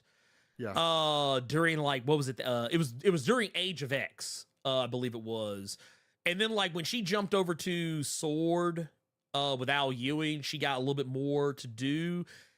And that made you're talking about like a 50-year gap, like a 40 or 50 year gap. Well, yeah. It was the same. Moments. It was the same for Tempo though. It was the same for the character Tempo, and I voted for her too. Really? Because I am always going to champion the black and brown characters that never got a fair chance. If I have a choice between a character with over 1,000 appearances in comics versus someone who only has like 14 or 15 or maybe even 20, I'm gonna pick the one with the less, because that was the thing with Tempo in the first X vote. Jerry Duggan said he voted for Tempo. He wanted Tempo, and he knew he was writing that team. He knew he was going to be writing X-Men at the time, and he was like, no. He's like, that's who. He even came out and said, he's like, that's who I wanted on the team. And he said that he hoped that maybe next time he could get her on, but like then she ended up when Steve Orlando jumped on Marauders, Steve Orlando took her, so that kind of took Tempo off the table from him. Yeah. And you kind of go from there. And then Al Ewing, he had Al Ewing's pretty much the one. And I'll just go and say, too, Al Ewing is the one white dude in all of comics that actually tries to put black and brown characters in the forefront in situations where normally any other writer would just have a team full of white folks. I don't know, man. Jerry Dugan had that whole. Okay, I guess technically it's a one shot, but he had that whole comic with like that focused on Sync. And like Laura, and like I mean, it was that was a phenomenal story. Oh no, he'll do it his too. His character is still dealing with like PTSD from like being inside the vault and everything. Yeah, that was that's a cool one. Oh yeah, but no, I get what you're saying. Yeah. He actually took Jerry took care of Sync. He took care of him in ways that like I wasn't sure what he was going to do, and he made sure to take care of Sync. I trust Al Ewing to pretty much always do right. Like, because Al Ewing's the only guy who actually even bothers to do anything with Blue Marvel. That's the I was gonna say you're saying that because of Al Ewing's Ultimates. Yeah, where it's not even just that. Got like six, his X-Men Red. Defenders? His Defenders, X-Men Red. He has put so much respect on Storm's name that every time I read an issue of X-Men Red, I'm like, how could you not though? Okay, are you reading X-Men Red right now? Oh, because yes. like, dude, that was so like literally. I'm recording this video right where I'm covering X-Men Red, and like Storm shows up on the battle scene, and like the way Al Ewing writes it is like she was delayed getting here, but now she's here. And like I'm literally talking about this, and I was like, see this, I was like, this is like a return to classic Storm. And I was like, I'm gonna quote Ocean's 11 here, and I'm gonna say Storm used to be civilized, right? Like you attack this girl, she attacks you back, done. But this day and age, man, like first she'll kill you, then she'll go to work on you. And I love the way, dude, you are 100% right. Oh yeah. I love the way he handles Storm right now, because it's just like you feel that like godliness of Storm, like whenever she just gets incensed. It's it's amazing. Oh no, when I read, I don't know if did you read all of Al Ewing's Sword? I want to say that I did, because it only lasted like 12 or 13 it was 10 issues, like 10 or 12 issues, something like that. But yeah, like that was when he wrote Storm in Sword, that let me know right there. I was like, this is a statement of intent. This man is going to do right by Storm for as long as he is writing this book, because he literally put Storm in a position where he was like, I don't have to be an Omega level mutant to fuck you up. Like Storm doesn't have to use just her powers to fuck you up. Like she is just like Jerry kind of did something similar when he wrote her off of the first Marauders, like when she was getting ready to move on over to Sword and X-Men Red. And it was like, dude, there were multiple times where like they were like, they're like, oh yeah, if just because you depowered Storm, she's still a problem. Yeah, man. That was a throwback to the old Claremont stories. Yeah, like, dude, you can't just depower Storm and think that the fight is over. Like, she's still going to be a problem down the stretch. And I like that. So yeah, as far as like all the rest of it though, like the Doug part, I don't think we're gonna see Doug for a while. I think you're not gonna see Cypher. You don't think he's Captain Krakoa? No. Matter of fact, and you know, organicness. I like organicness. So I put out a video not too long ago. Yeah. Talking about that. I think it's Hydra Cap. You think it's Steve? He died. Like Ta-Nehisi Coates killed him off in the first issue. Like he did. Yeah, he killed him off immediately. He did. But you got to think about this. When Dr. Stasis was talking about the new Captain Krakoa, he made it pretty. He kind of teased that the person that is in that suit is someone he brought back, someone that he's like reconstituted. And he even says, he even kind of implies it was somebody that somebody that was recently, or not recently, but in at least in the last few years was killed. And not only that, this new this new Captain Krakoa rather seems to have an interest in people who are connected to people from Hydra. Like when he's gushing. He went after the Hydra twins. Yeah, he was gushing about twins. Yeah, he was gushing about how great a man Baron von Strucker was, and there was a part where they kept talking to him as though he was a soldier.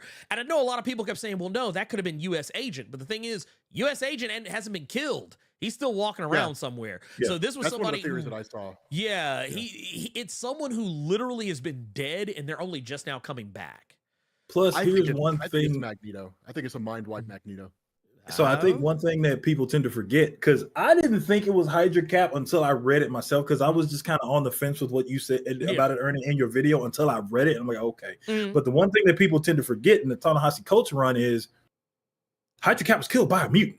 He was melted by Selene. Yeah, by Selene. So that would be a way to bring that. Yeah, so he was killed by a fucking mutant. And that would be a way to bring that back. What is Selene doing right now? She is working with Orcus. She's working with Orcus, yeah. Yeah, she's her and Sebastian Shaw are working with Orcus. So that means that Hydra Cap might get to hand in a receipt on Selene's ass at some point. And if he does, I'm gonna holler. I'm a holler. I see. Okay.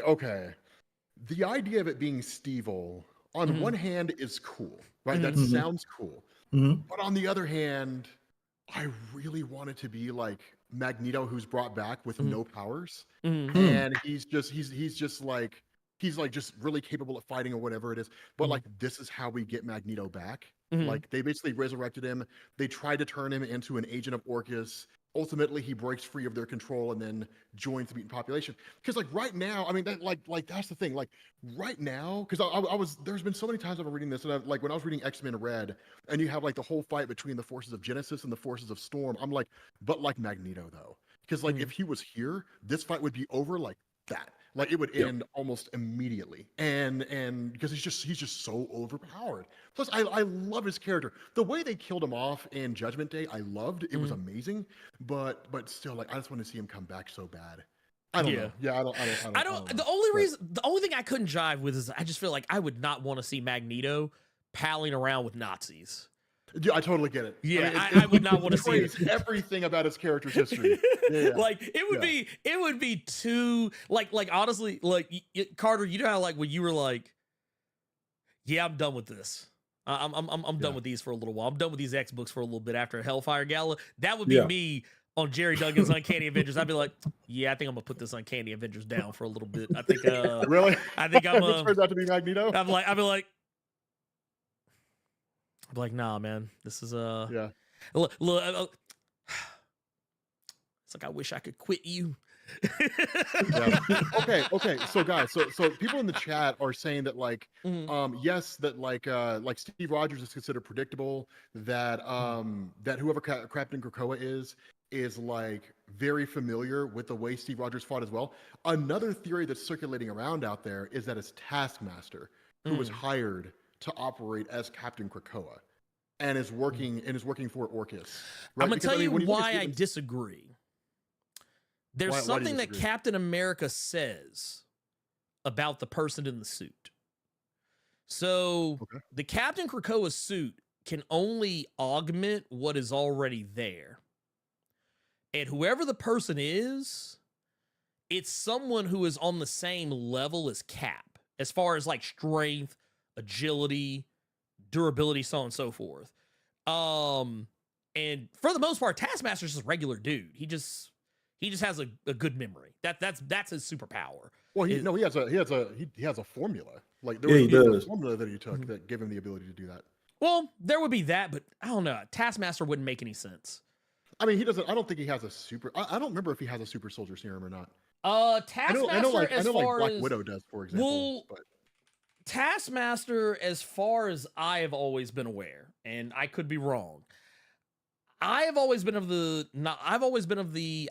like, because his whole thing, power or power or otherwise, is more so that like he just has like his memory, his like or muscle memory is what he has. Technically, I think he does. I think he is actually enhanced, but it just all the other stuff lines up too good. And I'm an Occam's razor guy, so like I don't know. It seems like it would take more to make it Taskmaster, and it makes sense, than it would to make it Hydra Cap and make it make sense. And it would, and this would actually, and the other reason why I keep leaning on Hydra Cap, and I don't think I even said this, I didn't bring this up in the video I did for it, but it would give, since it's the Uncanny Avengers, you got the Unity Squad, it would give Orcus an opposite number, like a proper opposite number for for Captain America and Rogue and all that other stuff. Like he would be able to have a squad that like, oh, we got a Cap, you got a Cap,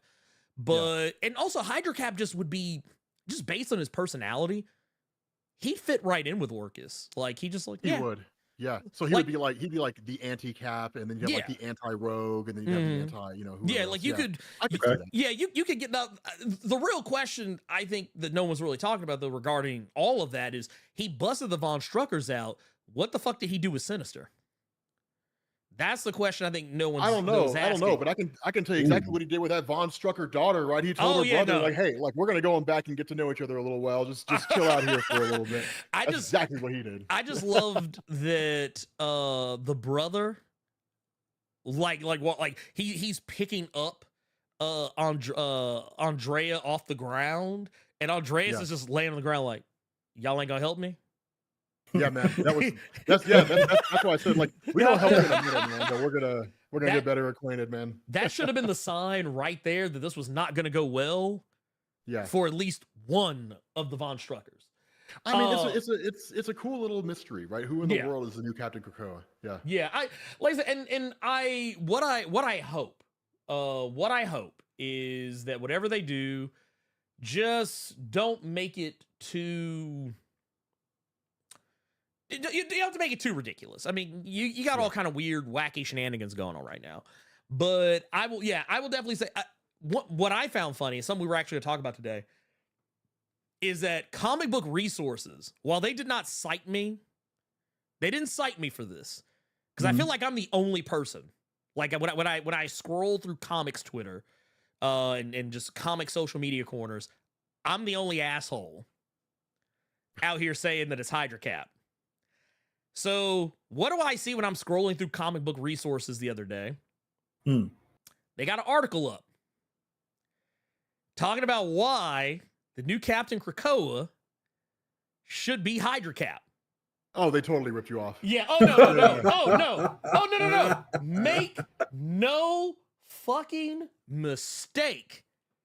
They 100%, 110% ripped off my idea. I like, there's no earth in the multiverse where you could convince me that someone came up with that idea, that premise, on their own. There is no way. There is no way you could convince me otherwise. Matter of fact, I got the article right here. Let's see here. I'm gonna pull this up just because I thought this was hilarious. I legit thought this was hilarious. So here it is.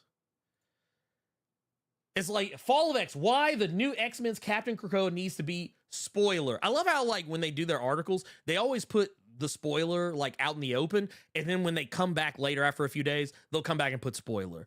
But basically what they're talking about here is, the new Captain Krakoa should be Hydra Supreme Commander Steve Rogers. This is the article. Like I said, at no point in the article do they ever mention who they got this crazy idea from. And if it turns out to be correct, if I turn out to be right, I demand that CBR give me my flowers. Put him on blast, man. Oh no, I am. I am. Okay. just be like, you motherfucker stole my idea, man. Yeah, it's like what's this? Like, wait. Do I need to start a beef? Do I need to start a beef like Blerd Without Fear, Earth's Mightiest Subscribers versus Comic Book Resources? Do I need to start this? Is this a thing? I would. I'd put him on. I'd literally title my video like "Comic Book Resources stole my idea," and then just like make a video on it. Yeah, man, just put him on blast. You know what? I've come to find that inflammatory statements against people do often bring people together. So you never know. It could actually turn.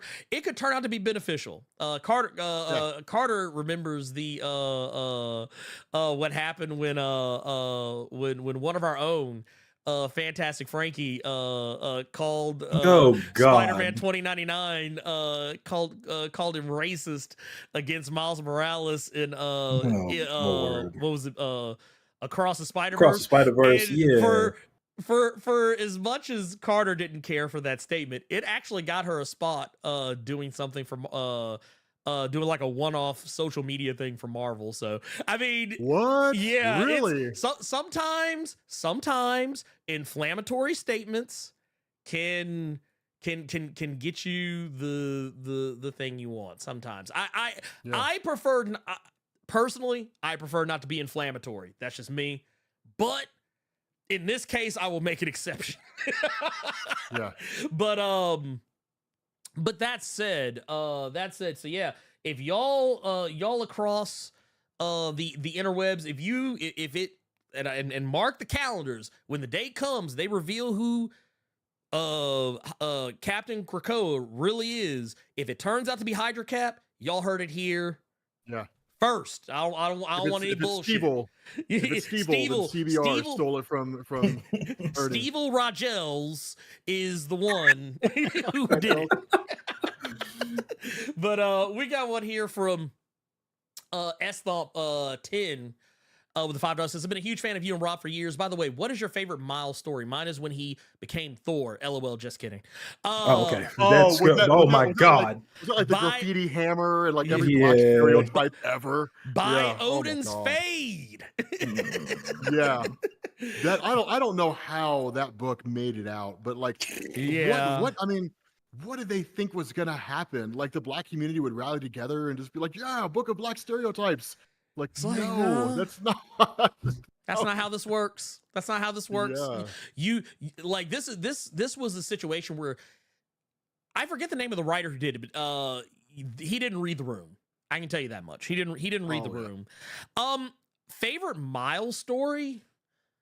I'm gonna say honestly, my favorite Miles story it's kind of a toss-up between. It's going to make me sound like a terrible person, but it's kind of a toss-up between his first encounter with his own ultimate universe version of Venom. The story arc where Rio Morales gets clapped.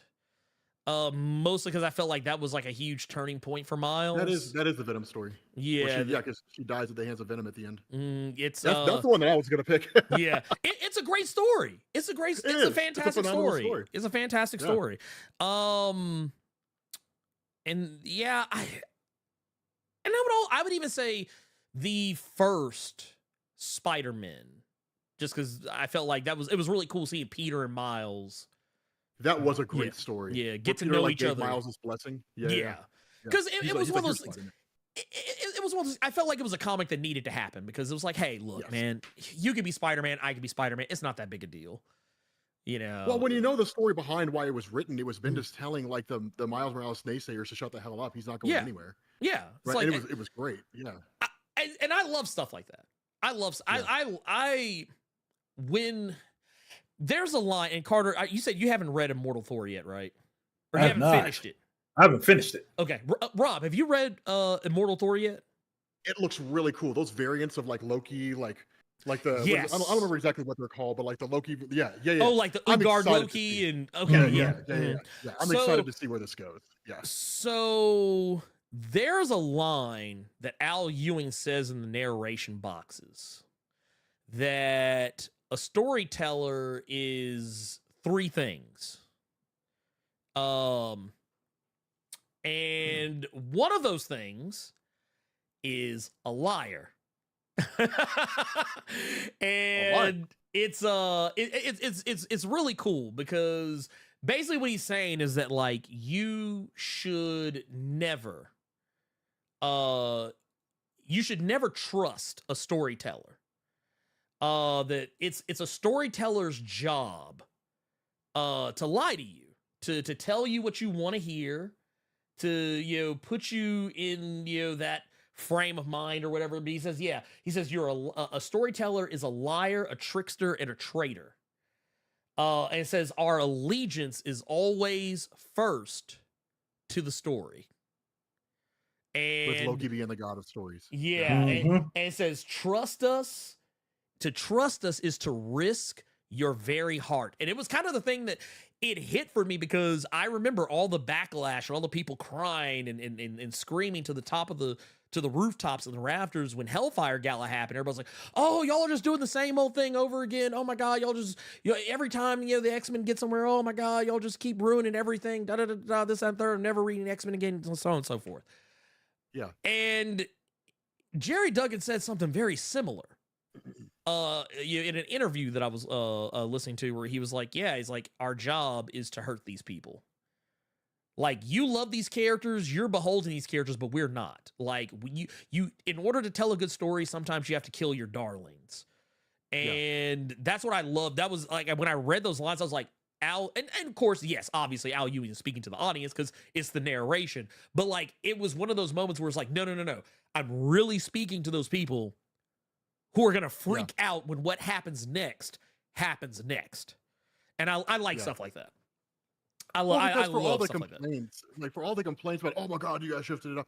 I mean, people are still glued to it. Yeah. You're going to read it. Right. You're going to read it. Yeah. It's X-Men. Yeah. I dare you to say you're not going to read it and then still come back later and read it. And even if you don't read it, you're going to keep up. You're going to keep up with it. Yeah, you're going to be aware of it. Like, to me, it's a coin toss, right? Like, you know, I mean, you guys were talking about earlier, like, did they go back to Westchester or does Krakoa and everything still stay the same? Yeah. The solutions and the indications seem to be Krakoa's staying, and it's just going to become a future thing. And what they did in like Judgment Day, wiping out 99% of the mutants on Arakko, that's just them doing like a mini House of M. And like the remnants of the mutant population are just going to be on Krakoa, and like that's going to be it. But like that's going to be the future of it. I don't know. I have no idea. But regardless, like, I don't agree with every decision that they're making. Yeah. But I am glued to the story nonetheless. Oh, so, yeah. Like, I totally get what he's saying. Yeah. Like, I never 100% agree with anything they do. Like, there's like, because, what was it? With some of the recent stuff that's happened with like Carter, you and I talked about this before. When they did the reveal with Xeno. And X-Force, and the peacock tattooed man, and revealing who he really was. I was like, I wouldn't have done that. Yeah. I was like, turn out that guy was. He was. I want to see if you remember this character, Rob. That just proves. I want to see if you remember this character. Do you remember the Gene Engineer? The Gene Engineer? No. Yeah, the Gene Engineer was in like the old the X-Men and X-Factor comics. He was basically just a normal ass human who experimented on mutants and cloning and whatnot. He was, and I think if I remember correctly, he worked on Genosha. But the Gene Engineer made a clone. Actually, he made multiple clones of himself, and the peacock tattooed man is a clone of the original Gene Engineer. Yeah, because if I remember correctly, the original Gene Engineer died. He had something to do with like Sugar Man or something like that. There was a whole bunch of other. He did a bunch of weird shit. Like he wasn't a guy that like you should remember. Like honestly, the fact that like your memory had to be jogged as to who he was, that is honestly the extent of how much knowledge or how much like recall someone should ever have about the Gene Engineer. That is like I barely remember that guy. Yeah, the Gene Engineer is a character you should only remember when someone reminds you of him. Mm-hmm.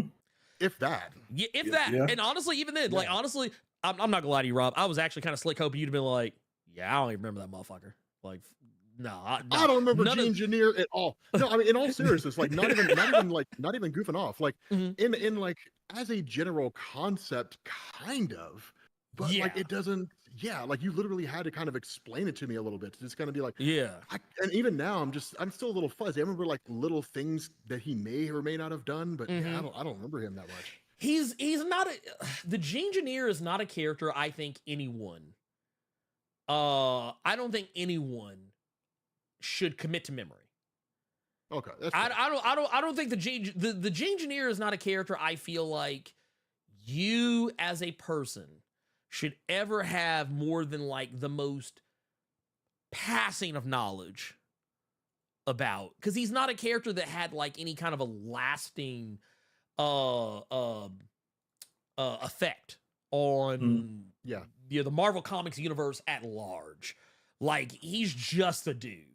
Like he's literally just a dude. Like he's not important. He really isn't. I mean, it depends though, because like in Moon Knight, for example, they recently brought back Jigsaw, if only for like a moment in a story arc. So I mean, you can grab old villains that are just more or less obscure, even to like casual comic book readers, and still make them work, because that's what's happening in Moon Knight. It's kind of a return of like villain of the week.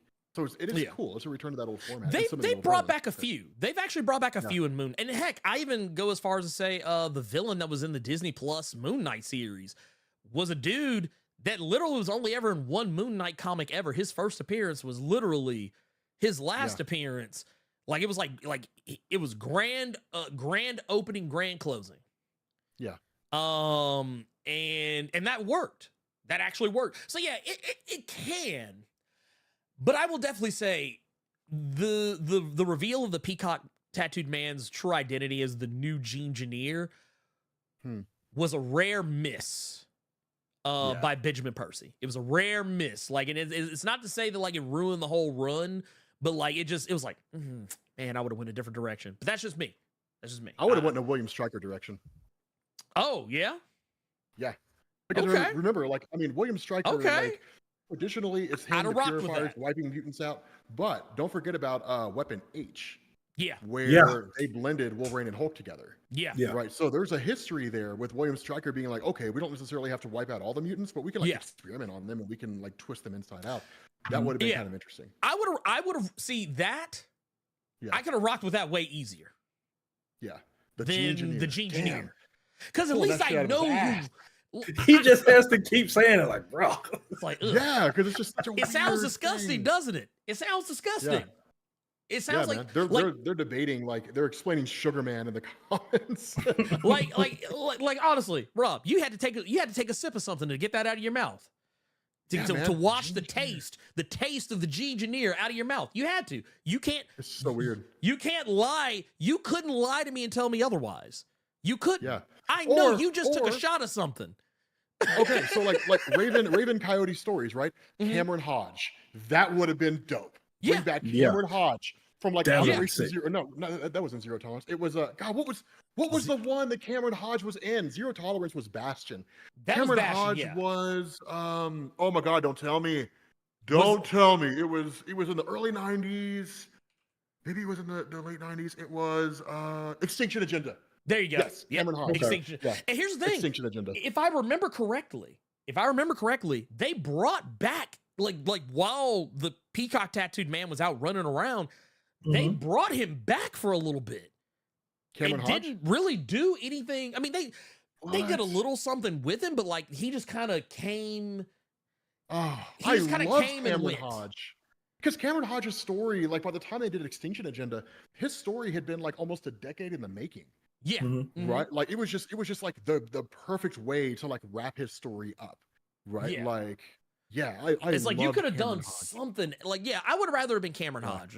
Like anybody would have been better than ultimately who we got. I am Waff with the Justice. You guys telling me to light up while I'm drawing? Hey, smoke them if you got them. That's what I'm gonna say. Smoke them if you got them. I'm not telling you how to live your life, but I will say I do partaketh of the edible from time to time. Just where are you based out of? Me? I'm in Memphis, Tennessee. Oh, no way. My sister lives in Nashville. Oh shit! Yeah, she's right around the corner from me. So yeah, I was gonna say that's like 2 2.5 hours. Yeah, Depending on how fast you drive. Well, you were talking about like edibles and stuff. I thought you were in like California because I'm in Colorado. Like I'm in I'm about to say you're where it's where it's super legal. And it's strong, man. Like when they tell you, because because like I had never had edibles before, and I remember like the first time myself and Mariah met up, right? Like I had never done edibles here. Of course, we smoked whatever. And so like we go in there, we're like, let's do some edibles, right? So like we roll into the store and they're like, they tell people the same thing they always tell them when you're getting edibles for the first time. They're like, don't smoke or anything, right? Just it takes a little while. It kind of has to build up, that kind of a thing. So we're like 3 hours after taking these edibles and we're not feeling anything. And so we're like, all right, maybe they're duds. And like we decide to smoke. About 2 hours later, man, we are lifted.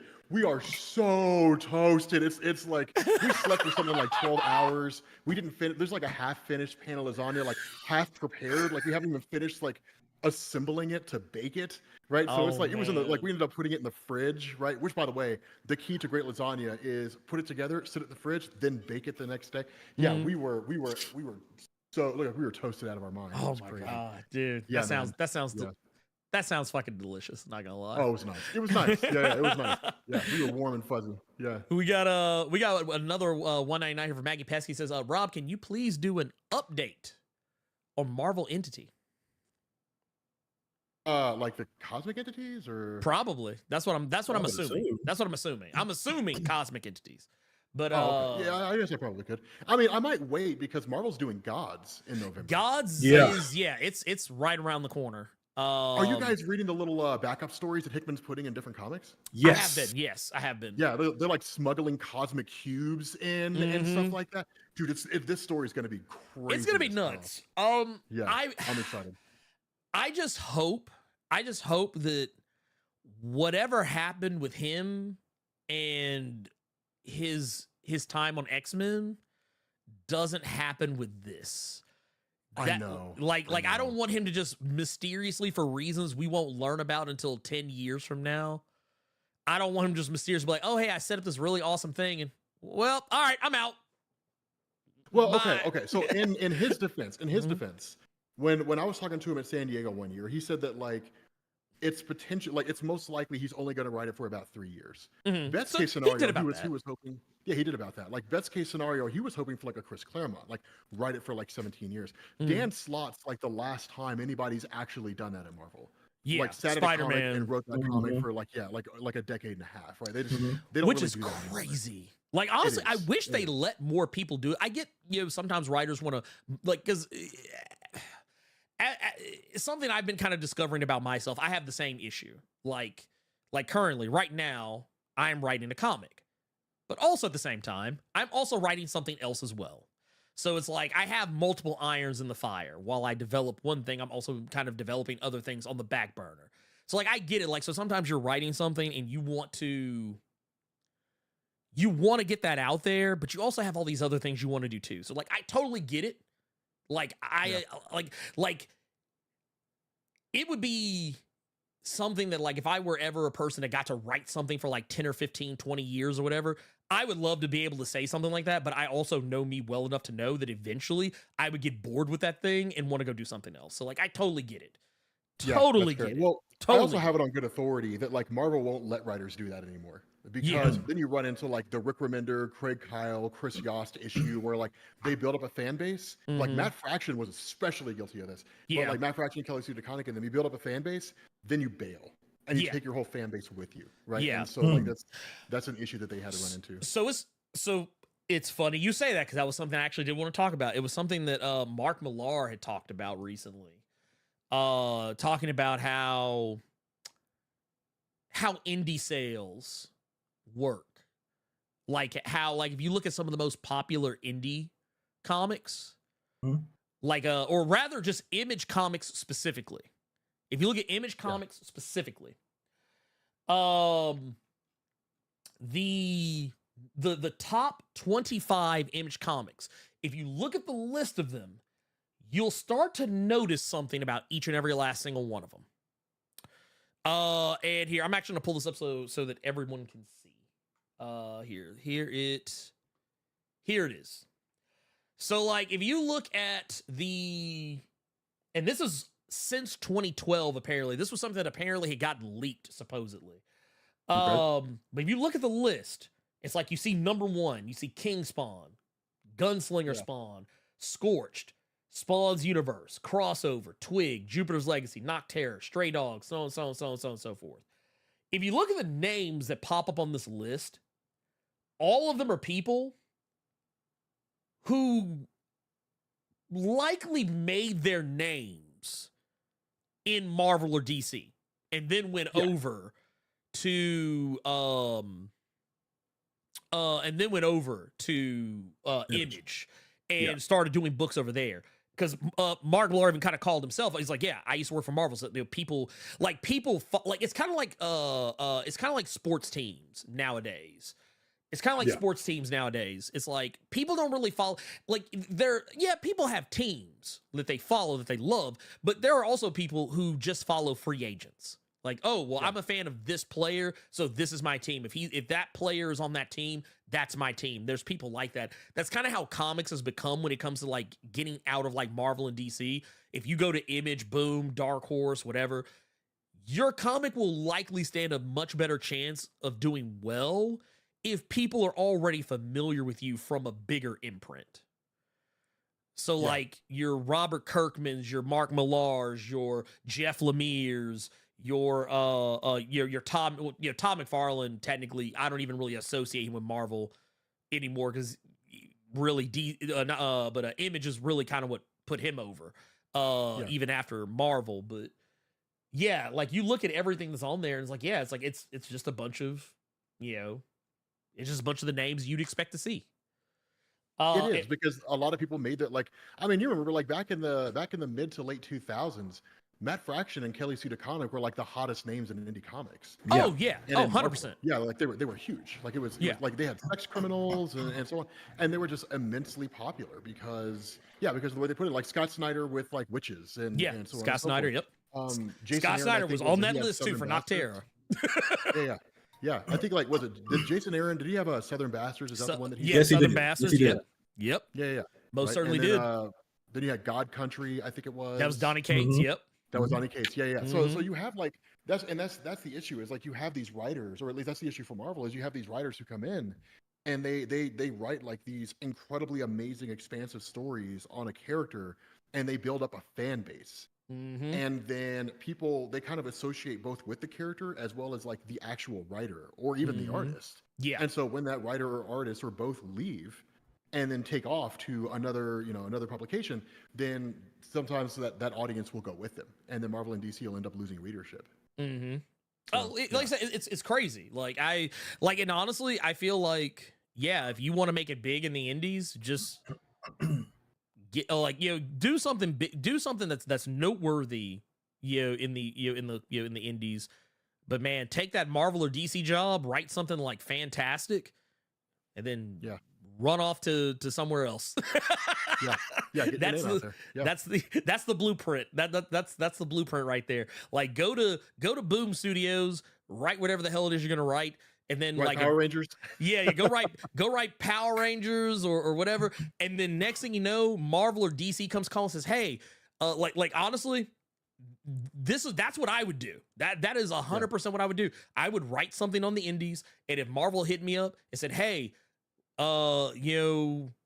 we hear that, you've been writing this thing, this is cool. Do you want to come over and write something for us? Or DC said, hey, you want to come over and write something for us? We're not doing anything with Mr. Terrific. You want to come over and write some Mr. Terrific? I'd be like, man, I'll do it. And then as soon as I get about 20, 30 issues under my belt, be like, all right, cool.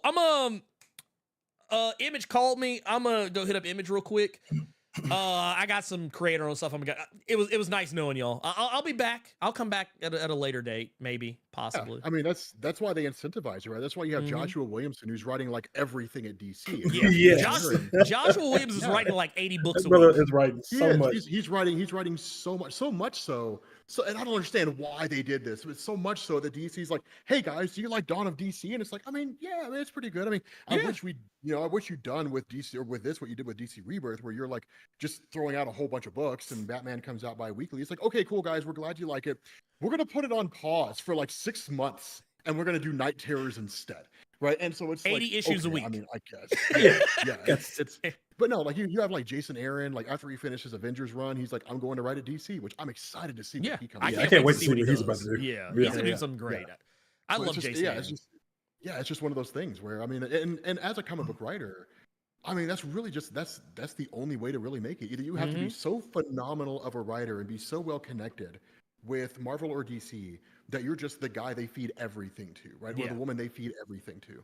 Well, you can always tell when it's that person. You can always tell, because it was like for a while there, it was like, oh man, Jason Aaron is literally, they're just feeding him books. They're feeding him, and and not only they feed him, they're keeping him on everything. Everything he's on there, like they're keep. He was a lock ever since the Mighty Thor. Oh yeah, no, 100%. Journey into Mystery. 100%. Mystery stories. Like, he's going to have Thor on lockdown until he decides he doesn't want to write it anymore. When Marvel is willing to hand you a line-wide crossover, it's like, that's no small thing. Yeah. You've basically that, and I know some people probably, I know I'm probably not alone in thinking this, that I always get sick of every time they're like, hey, here's crossover number 617 for the year. Yeah, I get sick and tired of it. But I will definitely say, while I hate there being like 80 million crossovers a year, I'm always happy for the people who are involved, because that lets me know that they're being that they are being given the respect that they have been searching for. Say what you will about Night Terrors. It has way too many fucking tie-ins. Most of them don't even mean shit. Okay. So that's a double-edged sword right there. Not only do most of them not mean shit, most of them aren't even particularly good. That's gonna be a 15-hour Comics Explained video to do Night Terrors. No, there's not. Okay. Excuse you? He said, "Excuse you." I covered the first Night Terrors. I covered the main issue itself, or the main comics itself. By the time I got around to it, everybody had basically already done Batman. So I was like, okay, everybody's done Batman, everybody's done Joker, right? They got all the views and everything. Like, we'll do it, but it's not really gonna do very well on the channel. Didn't really care. Yeah. Right. So it's like, okay, like we'll cover it for the sake of covering it. I'm going through and looking at all these tie-ins, and I'm like, okay, so Shazam's cool. Superman, we're not gonna read. Batman's cool. Joker's cool. And like, that's it. Yeah. And so so I was like, there's like 3 comic tie-ins worth covering, that are interesting to me. It doesn't mean that they're inherently bad, but I guess I could say they're not for me, but it's just like, I think it was a terrible mistake to put the entirety of their publishing line on hold. Yeah. To do this. Well, especially when, personally, I was upset by this, because there were books that were running that I was currently reading that I was really enjoying. Like, I love Joshua Williamson's Superman. And I was like, why are we putting this on pause? Yeah. For this? Yeah. Killing the momentum of the comic. Like, and I'll give Joshua Williamson credit. Yeah, they dropped the annual that, kind of picked up the story again. And we just got the recent Lex Luthor one shot. But I mean, no, I wanted to keep that story going. I feel like now I'm going to have to, I'm not going to have to go reread. This is Doomsday Clock, where every time a new issue comes out, I got to go back and read everything else, or Dark Knights of Steel, where it takes so long to come out. I got to go back and refresh my mind on everything that happened. But like, it's still one of those things where it's like, I feel like all of this would have been more impactful if we just would have carried on with Superman, and Night Terrors can be its thing. But I mean, we do this shit with Batman all the time. Yeah. Like Night of the Monstermen. It was just a crossover in the Batman books. Yeah. How many times have we read a DC Comics? Like, hell, I remember when Death Metal and the original Dark Knights Metal were coming out. They were, if I remember correctly, there were still other books that were coming out that didn't have anything to do with any of that stuff. They were like the miniseries. Yeah, like the miniseries and stuff, I think they're still releasing, like the the OGNs, the miniseries, and so on and so forth. But no, like to your point, right? The actual, like, here's Metallo building up his own army of anti-Superman, like, that gets put on hold. Yeah. Or like, Night Terrors. And it's just like, why? It's like, why are we doing this? Why are we stopping this? Yeah. It's like, why is the car stopped? Because you need to read 63 tie-ins every Tuesday. That's what. Not me. Not me. Night Terrors doesn't even feel like it had like it'd be different if they were like we're doing Night Terrors because we're just like reshuffling the whole endless mythos. So like dream and death and all that kind of stuff. Sure, it would make sense. But like night, you know why Night Terrors exists? So they can bring back Sandman. So Wesley Dodds can come back. Because I guarantee you, here's exactly what's gonna happen at the end of Night Terrors, assuming it hasn't happened already. But like here's exactly what's gonna happen. Wesley Dodds' whole motivation was like, no, I'm actually gonna stick around with you, Boston Brand, because like this is a great mystery that I never got to solve. And then like it's gonna get around to the end of it, and Boston Brand's gonna be like, okay, well, time to put you back in the dirt. And he's gonna be like, actually, there's more mysteries that I never solved, and you can learn about them right now in my solo book that's coming out. So Rob, you know, I want to tell you how correct you are. Because there is going to be I think there is a Sandman solo that was recently announced. I didn't even know. I didn't even know. So there you go. So yeah, and it is going to be focused on Wesley Dodds. So yeah, you are not wrong. You are not wrong at all. Wow. So yeah, this is what this was all for. It kind of makes sense because at the same time, I don't know if you guys have been tracking. They just brought back the JSA. Yep. Yes, they did. They did. Yeah. So they're going back with all the. I guess they're bringing back all the old school stuff. I guess maybe this is like the next phase. The biggest issue here that DC is struggling with at the moment is that it's just all over the place and there's no like direction. They're just publishing books that deal with stuff, and it's like, I mean, it doesn't really feel like it's leading to anything in particular. No, it's not. It's not. Oh, we got a. We got a 1999 a super chat from Midnight Kale. It says first, and this is actually their first super chat ever. Awesome. It says, I told my friends who aren't comic book fans about y'all and Dopespill's content, and they really appreciate how simple y'all make it. 2, Ernie, why not have a sound button of the jingle with harmonies? I do. Says I do sing as to, and then it cuts off. Yeah, they probably ran out of space. They probably did, yeah. But I'm taking it under advisement. That's a genius idea, man. Get like one of those little Twitch pads or whatever it is, and just like press a button, and then it does I have multiple buttons and things. I have like stream decks and shit all in front of me. I literally could make a button for it. But here's something y'all may or may not know about me. I am lazy. Really? It's sad. Welcome to the club, home slice. Look, let me tell y'all something. Let me get y'all on game here.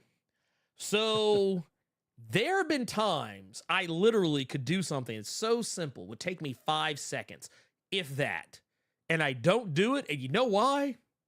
Because I could be spending that 5 seconds doing something else that is way more fun and maybe even more interesting to me than making a button for. But I will do it. I probably will do it. I might actually get my my daughter to do it because she seemed to express an interest. Yeah, I'm the same way. Like why would I do this when I can just do something else instead? Yeah, it's same. It's like I guarantee you, if anyone's ever asked themselves, man, I wonder why Blerd never did a video about this, because I probably thought of something more fun to do with my time than that. Honestly, I was playing Baldur's Gate. That's why you didn't get it. Y'all want to know why the Immortal Thor video is late? Baldur's Gate 3. There you go. Armored Core 6 came out. That's why. It's shot. The video is shot in DaVinci Resolve right now. I just am too lazy to. You edit with DaVinci Resolve? Mm-hmm. Yep. God, man. I've never been able, like, I do Premiere. I've been using Premiere for years. I know there's a huge benefit to Resolve. I need to switch over to Resolve. People love it. But I don't know. I'm so stuck on Premiere. So honestly, I wish I would have learned Premiere first, but there was something that was very intimidating about Premiere that it just made it difficult for me to like grasp it. And then for what reason, I don't know what it was, but a buddy of mine was like, hey, have you ever tried DaVinci Resolve? And I was like, man, that just looks too complex. Yeah. And then I started messing with it. And I was like, here's the thing. It honestly is not, to me, any more complex than Premiere. But for I think some it's reason, simpler than Premiere. Yeah, It's just no, relearning it's all the controls and everything. yeah, yeah. If you're familiar with all the shortcuts and buttons in the layout of Premiere, there's no real reason to just jump off of Premiere, especially since and honestly, the two are kind of a lot more similar now than what they used to be. But like, there was something about DaVinci it clicked, and I can use Premiere now, but I'm so used to Resolve that I'm just like, I'm here now. I'm bought into the ecosystem of DaVinci Resolve now. All my stuff is DaVinci compatible now, so it's just like, yeah, I'm just gonna do this fair. now. But we got this is one of our homies out of South Africa. Yeah, this out of South Africa, and dude, which I love. I always it just always reminds me that we're everywhere. We out here. We out here. We out You're here. worldwide, baby. Right?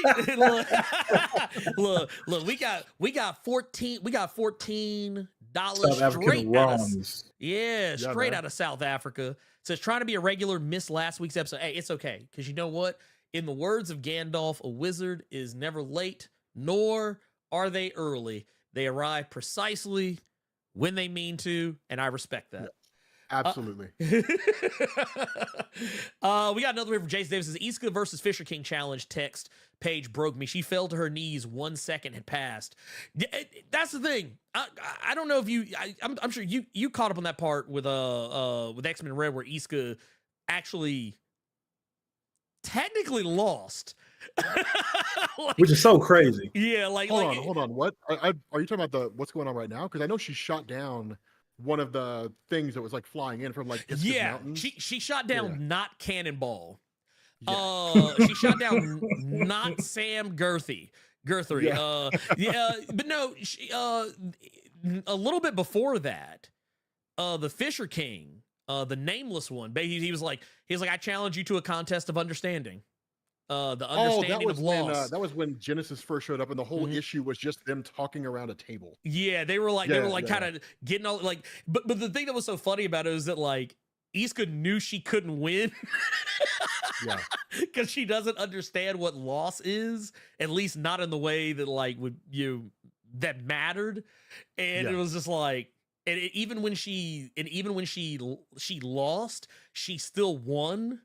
Because that was when like the progenitor was still around, and he gave her the thumbs up, and she was like, I can't lose.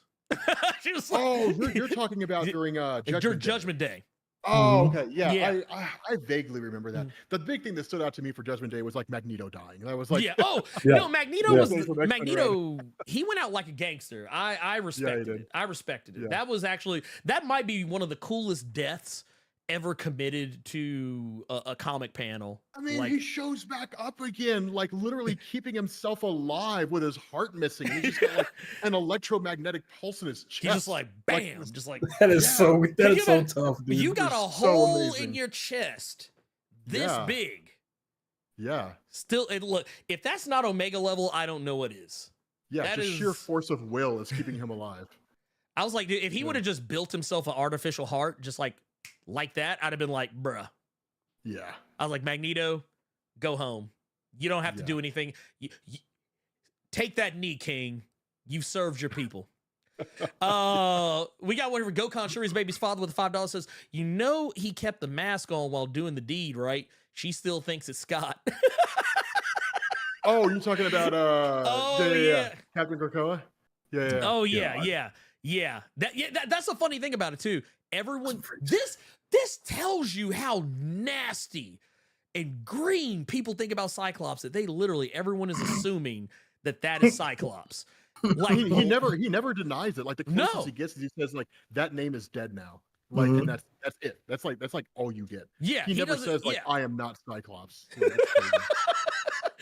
but that's how it's like, oh, Cyclops. Like even Andrea Strucker was like, yeah, no, that's him. Yeah. That's him. It's like, girl, go on somewhere.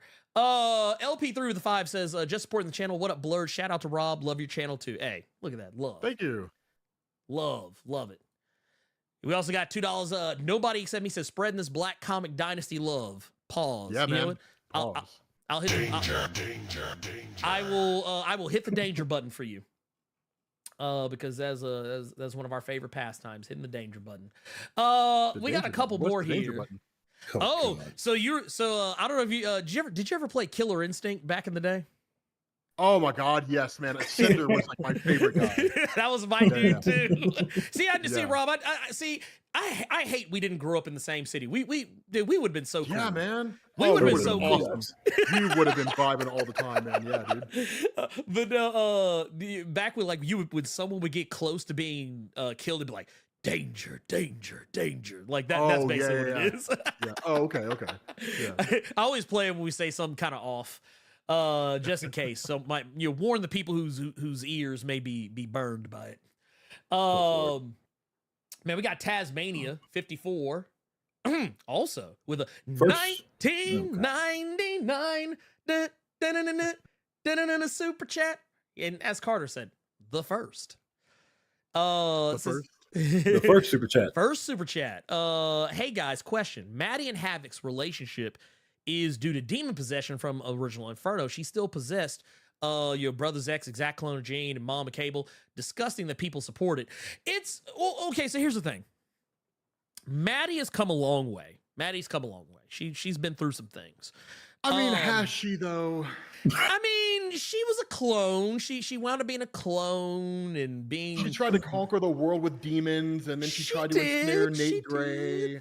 She tried to bang Nate Gray for a while, and then just vanished for like 2 decades. She had to be a part of Dark Web. I mean, actually, her part of Dark Web was actually pretty good. I liked her. I liked her part because she actually finally got to get some agency. Confront Jean. Yeah. Jean has a life that like Jean stole the life that was supposed to be for her, which is technically true. If you know the history, that's actually a true statement. Yeah. I mean, because you think about it, like everything that people usually associate with Jean Grey was something that you could, at least as far as like back around the time that Maddie was around, a lot of that was like, I know a lot of people that were reading X-Men back then. You go to talk to them about it now, they'll be like, "No, that was Jean." It's like, nah, that redhead was Madeline. It was Miss P. Being the mother Cable and all that. Like it's kind of messed. Okay, so the funny thing, I don't know if you guys ever looked into this. Did you guys ever look into like why the Dark Phoenix saga happened? Like what was supposed to happen with Madeline? Like what was going on behind the scenes between like Claremont, John Byrne, Jim Shooter? No, that I didn't. I've never known about this. This is news. So this is it's super fascinating, right? It's really fascinating. So when Jim Shooter came onto the scene as editor-in-chief in Marvel, like one of the big criticisms, like do you guys know how much that guy's hated? How much? Like how much Jim Shooter's hate? Oh, dude, Jim Shooter was so hated by the Marvel staff. Back then, he was supposed to be what would have been the '80s equivalent of like Kevin Feige, when you had Stan Lee helping to build like Hollywood or Marvel. Yeah, because his name was on everything. Like his he was all over everything. He was so hated by the writers and artists at Marvel that John Byrne hosted a party at his house. They took a doll, a makeshift doll. They stuffed it with comics. They slapped Jim Shooter's face on it and burned it in effigy. Oh, they burned their editor-in-chief in effigy. Yeah, they hated him. But anyway, so I wonder if he's the one that's the reason behind that whole weird ass story in Avengers 200 that no one takes credit for. Yes, that was him. If I remember correctly. Oh wow!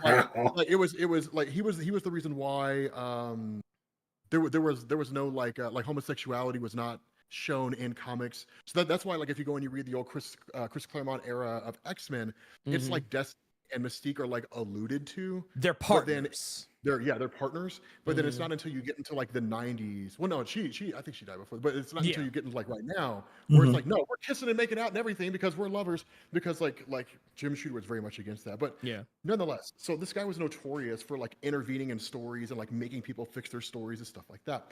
So Chris Claremont finishes up the Dark Phoenix Saga. I'm sorry, the Dark Phoenix Saga, and I think he gets towards the end of it. Anyway, Jean Grey is basically like she'd wiped out a whole star system when she became the Dark Phoenix and all that kind of stuff. So they're trying to figure out how they're going to end it. And the idea of Claremont and John Byrne is that they were going to have her basically serve a kind of quote unquote prison sentence. She was going to like lose access to the Phoenix Force. She was going to serve a prison sentence. That was going to be it. And Jim Shooter was like, no, man, this chick wiped out like billions of people. And he's like, so she's gonna be put through the ringer. She was gonna endure like this like these lashings that were like peeling skin off of her body and just like this super heinous process. And like Chris Claremont and John Byrne didn't want to do it. So they ended up meeting behind closed doors, and they were like, okay, like either like this chick is at the height of her popularity, right? She's at the peak of her popularity right now. So we're the ones who are pulling the strings. Like we're the ones to decide what happens. So they're like, we're gonna bluff. Like we're gonna go in there and we're gonna tell him we're gonna kill Gene unless he lets us do what we want to do. And so Claremont goes into Jim Shooter's office, you know, like hot to trot, right? And it's like, okay, fine, like we're not doing your story, and if you don't let us do the story that we want to do, we're gonna kill Jean Grey. And Jim Shooter's like, brilliant, right? And it's like, no, we don't want to actually kill Jean Grey. He's like, no, but you're going to though. And like that's why Jean Grey died at the end of the Phoenix Saga. And like for years and years and years, Chris Claremont swore up and down it was the worst thing. But there was a documentary that was done relatively recently where he was like, it actually turned out to be the right call. Right? Yeah. Like it turned out to be the right decision to kill Jean off. But the idea was that once Jean was dead, you go into Uncanny X-Men. What is it, like 138 or something like that? Whichever one where like Cyclops quits. Yeah, where Cyclops walks away, like he leaves. And then you eventually get the follow-up story to that, which is the Who Will Lead Us story from Uncanny X-Men, where like he fights Storm over leadership of the X-Men that he eventually leads X Factor. But Madeline Pryor was brought in because up to that point in the X-Men comics, if you go back and you look how Chris Claremont handled things, he was getting rid of the old guard. The Stan Lee, Jack Kirby X-Men, right? So like by the time he took supposed over to be the Uncanny new crop. X-Men, it was supposed to be the new crop. So by the time he took over Uncanny X-Men, Iceman and Angel were on the original Champions book. Beast is in the Avengers. You have Cyclops and Jean, but then Jean dies at the end of the Dark Phoenix Saga, and then he introduced Madeline Pryor so that Cyclops was just gonna they were gonna ride off into the sunset. Like literally, it was going to be Cyclops and it was going to be Jean, Madeline Pryor. They were going to like take up a life in Anchorage, Alaska, and you were never going to hear from Cyclops again, and that was going to be it. And then lo and behold, you get to like the 1980s, and it's like actually Jean's super popular, so we got to bring her back. So the Fantastic Four find a cocoon in the bottom of Jamaica Bay, and then here comes Jean, right? And then like that's it, right? And so that's why Madeline Pryor became the Goblin Queen, and you got all that kind of stuff. But no, the whole behind the scenes, the whole behind the scenes of like why it happened is super fascinating. I can believe that about Jim Shooter, just because I remember that was always one of the longest mysteries, was like, because you have like 4 names on Avengers 200. Yeah. It's Bob Layton, George Perez, was it David Michelini? And I think so. I'm gonna Jim have to look Shooter. I don't remember off the top of my head. And like none of them take credit for the storyline where Carol Danvers is sexually assaulted by Immortus. And then like he gives birth to himself. Yeah, gives birth to himself, or I'll correct myself. Marcus Immortus, the son of Immortus, but still, he not only does he sexually assault her, but he also like they do this weird thing where like, oh, I'm actually okay with this, and it's like, huh? Yeah, she's like whisked away to a paradise world, and she's like in love and all that kind of stuff. Yeah, it was Jim Shooter, and it was George Perez, Bob Layton, and David Michelini. Yeah, so there you go. So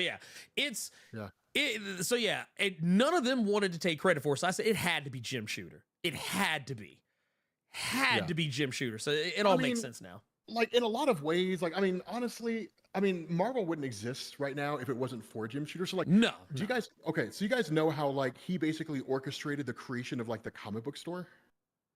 Yeah, because it was like the I know for a while there, like the way that comics were being done back in like the early 80s, like most of the time most people just usually picked them up out of like grocery stores or convenience stores, back stuff like that. It was like back before the 70s, but like if you were buying comic books back then, you were going to like a malt shop or like a candy store or like those kiosks that you see on the corners in New York City, right? Like anywhere where people would buy periodicals or young people would congregate. Right. But then like the way it would work is Marvel would like send out like a newsstand would say we want 100 copies of Spider-Man issue whatever in the hell, and Marvel would pay all the money to produce a comic, have the comic sent out, all that kind of stuff. But if like 50 of those comics didn't sell, maybe they paid like 40 cents on the dollar for each comic, right? Using arbitrary numbers, they could send the comic back and get their 40 cents back. But what they could also do is they could tear off the front cover of the comic and send it back for a full refund, claiming it was damaged. So they could like rip Marvel off, right? And so there was this guy named Phil Seuling who was like an English teacher, or like a gym teacher or something like that. And it's just like, so here's what we'll do. Like, I think he initially met with Roy Thomas, and then eventually Jim Shooter was the one that worked it out. But he's like, so here's what we'll do. He's like, I will buy comics from you for like 40 cents on the dollar, right? Like, we'll maintain that deal. But any comics that I don't sell, I have to keep. And ever since like the Overstreet Price Guide in like 1971, the collector's market was a thing. Yeah. And so he's like, even if I can't sell these comics, I can sell them to a collector somewhere and at least make my money back. And so because the collector's market was booming and because he basically established what was like the direct market, then people were like, well, then let's set up stores where we can like sell comics directly. And like, that's where the comic book store came from.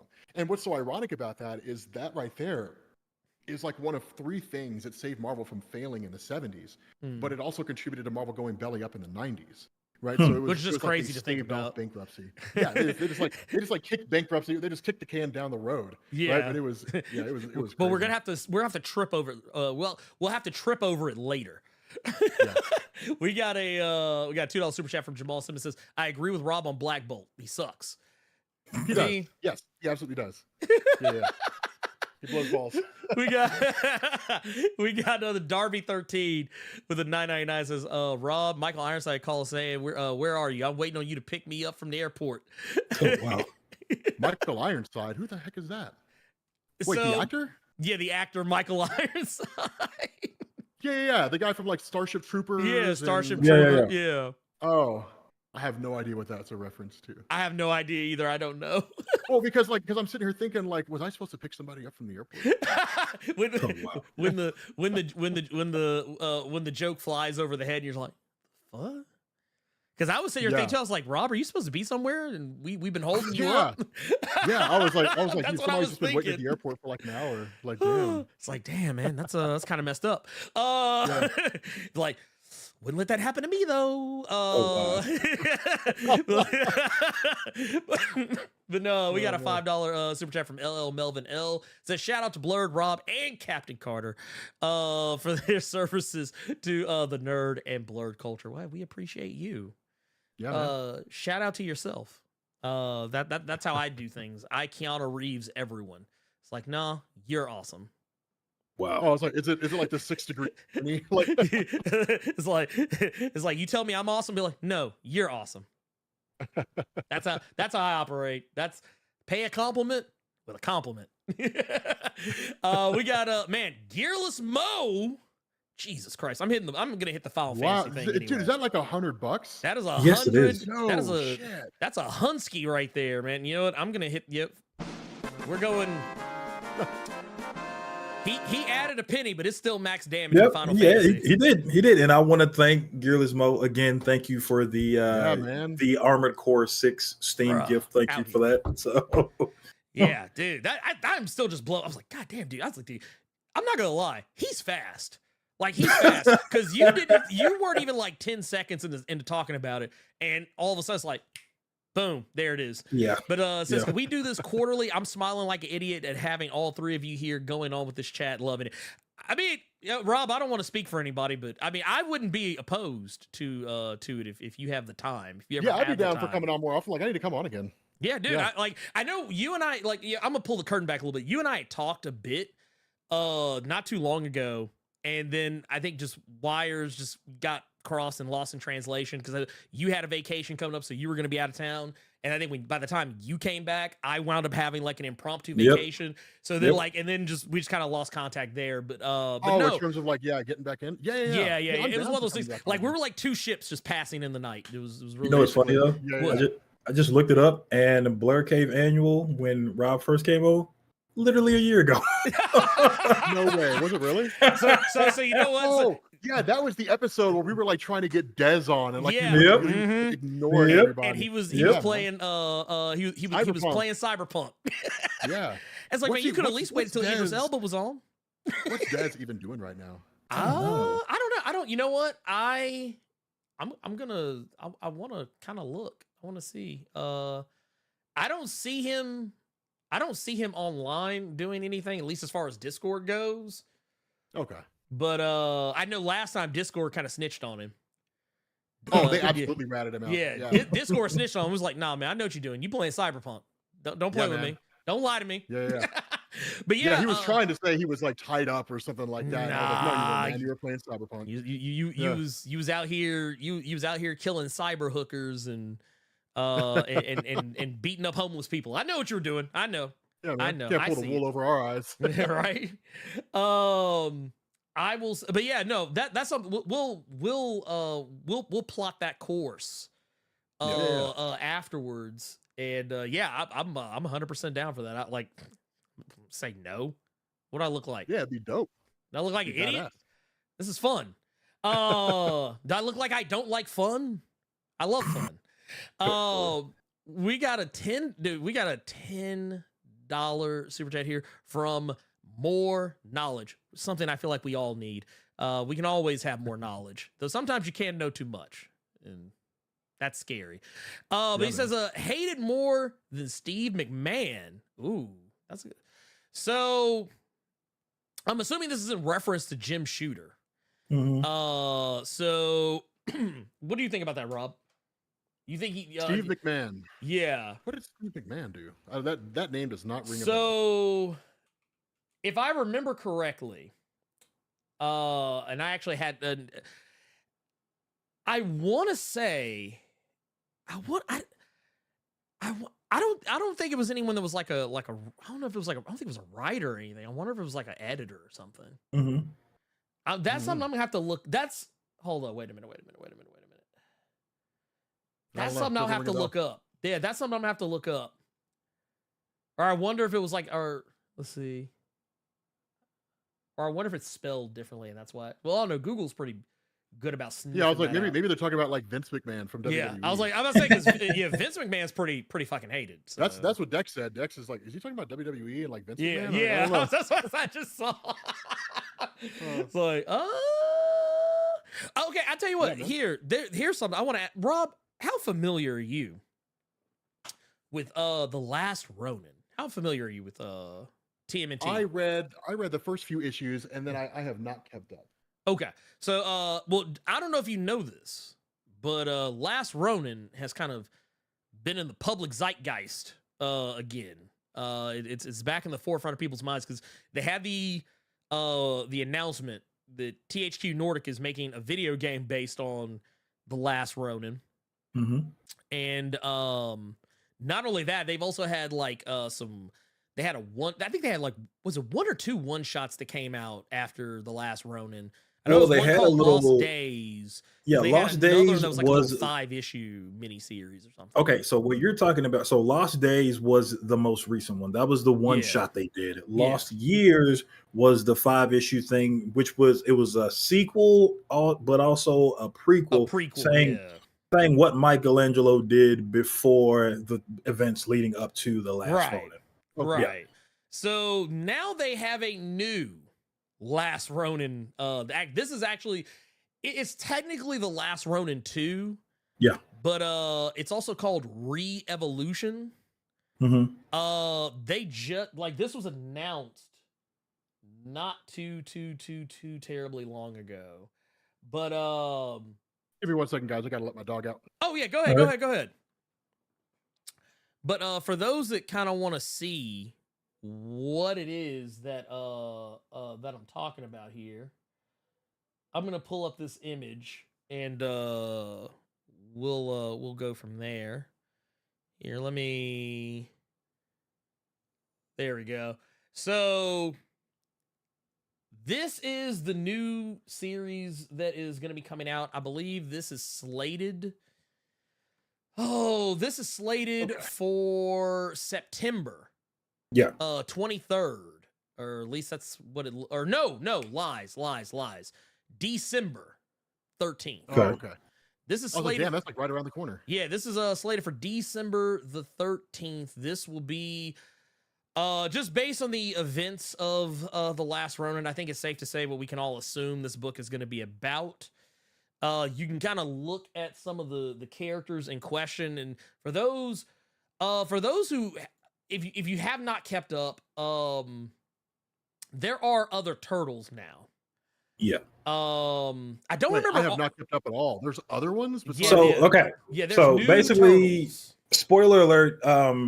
End of Last Ronin, Mikey gets rid of the newest Shredder. April actually made 4 new ones. And that's what the Lost Years and Lost Days sequel was referring to. It's Moja, Odin, Uno, and Yi. It's 2 guys, 2 girls. Yeah. And Matter that's of fact, who. if I'm not mistaken, I think the girl. Correct me if I'm wrong, Carter. I know one of them is the one that's on the left. I think that's one of the female turtles, and I want to say the other one is the one on the right. I think. Yeah, I believe so. They look like female turtles. Yeah. Yeah. So, but yeah, those are the new turtles, and this story is going to be about them, not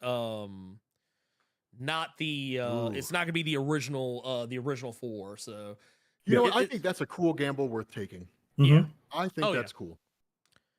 Yeah, and the thing is, the stuff they've done, what you were talking about, Carter, the Lost Years, because that you were talking about how it's like both a prequel and a sequel. That story is actually where you kind of it's where they're being taught about the original turtles, as well as like what Michelangelo was doing before Last Ronin, building up to that point.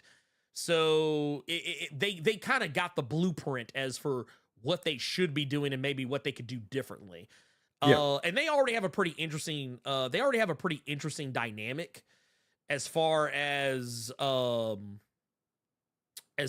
like, I guess the type of dynamic you would expect from the Ninja Turtles. Like, you know, they all have different personalities. All of them, like, not all their personalities 100% get along with one another. They do clash here and there. They have like little sibling rivalry. So like, yeah, you get that same dynamic back, but just with a different, you know, set of turtles, which I'm 100%. I'm down. I'm down for it. I get the motivation behind it. I definitely think it's a risk worth taking. I don't know how receptive the Ninja Turtle community would be to it, because people's entire like youths and lives are just tied up with like Leonardo, Michelangelo, Donatello, and Raphael. Right? And so like those 4, and then like Shredder, and then oh my God, I can never remember his name, man. The rat, Splinter. Oh, Splinter. Yeah, Splinter. Yeah. People in the chat are gonna be like, "It's Splinter." Damn it! You're not a real. It's like, look, man, we got shit going on. Like, when you keep the type of man. Like, I can tell you right now, just because I do it too from time to time. When you maintain so much knowledge in your head about random shit. Sometimes it just takes a minute to find that shit in your memory warehouse. Like, you gotta be like, wait, did I file this under? I don't know. That's how it is sometimes. Like, I forget shit all the time. You also know the struggle. Yeah, like as you get older, man, the storage space gets smaller, right? It gets smaller and smaller. So it only stores so much. Yeah, you can. Yeah, like eventually at some point you got to move some shit out to make room for new shit. This is what it is, and sometimes it just happens. And I think the one way that this book would really work, and just. It's not taking over the main continuity. This is now just the Ronin verse. Yeah, and it's the future. It's the far flung future. And I mean, hell, the people that are reading the current book, there are a lot of things that they have to get used to, because hell, with the new stuff that they've been doing, Jenica is one, Splinter is dead, so they're getting trained by Shredder right now. If you didn't know, and really. Yes, dude. IDW Turtles is wild. Yeah, I mean, are you guys reading the Power Rangers? Oh yes. Oh yes. Yeah, like also, Lord Zed just became a Power Ranger. A fucking Ranger, Like, which is just insane. It should. These are things that should not be happening, and yet they are. And it's great. And it's amazing. Yeah, he's just like standing there with his staff looking dope as hell. And he was like, it's morphin' time. And I'm like, it's like, what? That was so dope. Like it's one of those situations like you, if you're like a person that lived in a time capsule and just came out today, the last thing you saw was Lord Zed being a villain back on the old show, and you came out of a time capsule, and today Lord Zed is a Power Ranger, you'd have a heart attack. You'd have a heart attack. You would have a heart attack. You'd be like, cool. what is this? What year is it? Yeah, it's wild. But yeah, Venus, well, as someone, Sir Your G brought Venus de Milo, which, to be fair, Venus de Milo, a lot of people don't even remember that Venus de Milo was on the old live-action Ninja Turtle show, The Next Mutation. A lot of people forget that Venus de Milo, like, so technically they reintroduced Venus de Milo, but some of you, like, she was on the some of you may or may not like, I don't want to scare anybody because this was a terrible time in the time of Ninja Turtles. It was a terrible show. The show was awful. But this was Venus de Milo back in on that live action show. And the only reason you knew that was not Leonardo is because she was skinnier and she had breast on her show. Yeah. That was it. Otherwise, who knew? Who knew? It was terrible though. It was terrible. Don't go back and look up Teenage Mutant Ninja Turtles: The Next Mutation. Don't do it. I'm gonna have to now. You're gonna hate yourself. You are going to hate yourself. But no, yeah. So I'm excited. I'm excited for and this is another thing I think we have to take into consideration as well. Carter, correct my memory. Okay. Correct me if I'm wrong. Mm-hmm. By the time that the Lost Years takes place, and I'm assuming because Casey is good and grown by that point, isn't she? Like, yeah, like she's she's getting older. She's still like Casey. No, wait, no, that was April. That was April is the grandma. Yeah, they literally call her grandma. Yeah, April. They call her grandma in the Lost Years. So yeah, Casey is like probably closer to like middle aged or something. So it's 10 years after Last Ronin. Okay. Yeah, so she's like going out of her teens into like early to like mid-20s, something like that. Yeah. So it's that's something that like it's gonna be interesting. Plus, you got the old gang back. You got Kevin Eastman, you got Peter Laird, Tom Waltz, who's been working with them on this turtle stuff since IDW and all this other stuff. I'm here for it. It's gonna be interesting. It's gonna be I do agree with you, Rob. It's gonna be one of those deals. Yeah, you're gonna have some diehards that are not gonna jive with it. Yeah, but I think the turtle faithful will be for it. Yeah, that's the thing. Like, you just kind of have to take a risk, and just sort of see where it goes. Like with the Power Rangers, they did like what is it, the Omega Rangers, and they're like Trini, Jason, and I think somebody else from the original Rangers. I think it was Zach. I think it was Zach. It was the original. It was the original three that left. Yeah, and they went on to like the Omega Rangers. Like, what do? They hang out over there and they pop up sometimes. Yeah, and it's just kind of like, but it's still a cool thing. So like, you got to be willing to take those risks. And I think even Lord Draken. Okay. Well, first of all, that was guaranteed success. Oh yeah. We're gonna take Tommy, the most popular Power Ranger in history. Yeah. Not only is he going to be a bad guy, he's going to be the Green and the White Ranger, and he's going to kill at the same time. And he killed all the Power Rangers on his own. That was a license to print money the instant they thought it up. It was that was guaranteed success. But and the thing is, they also were smart with the marketing, because I'm not going to lie, when they did the trailer for it. Oh yeah, I thought it was like, I was like, oh, are they making a movie? Is this a show? And it's like, oh no, it's just a comic. And I was like, no, it was supposed to be. It was supposed to be. So like Lord Draken was so popular that they were going to launch a show with Jason David Frank. Yeah, it just never materialized, which is so sad, because like now he's gone, and now it never will. It's like, oh man, y'all have because it's, I don't know if it was a show or a movie, but I will say this, man, like, and it would be a company as stupid as Netflix to come along and say, actually guys, we're gonna do Lord Draken with somebody other than Jason David Frank, and they're gonna piss off the entirety of their target audience. It's like, no, do something else, please. Like anything else. Do something else. I am gonna say here, let's see what we got here. We got Carter. Have you looked in the Discord any? I have. How many questions we got in there? We have 5. Fuck it, let's do them now. All right. let's do them now.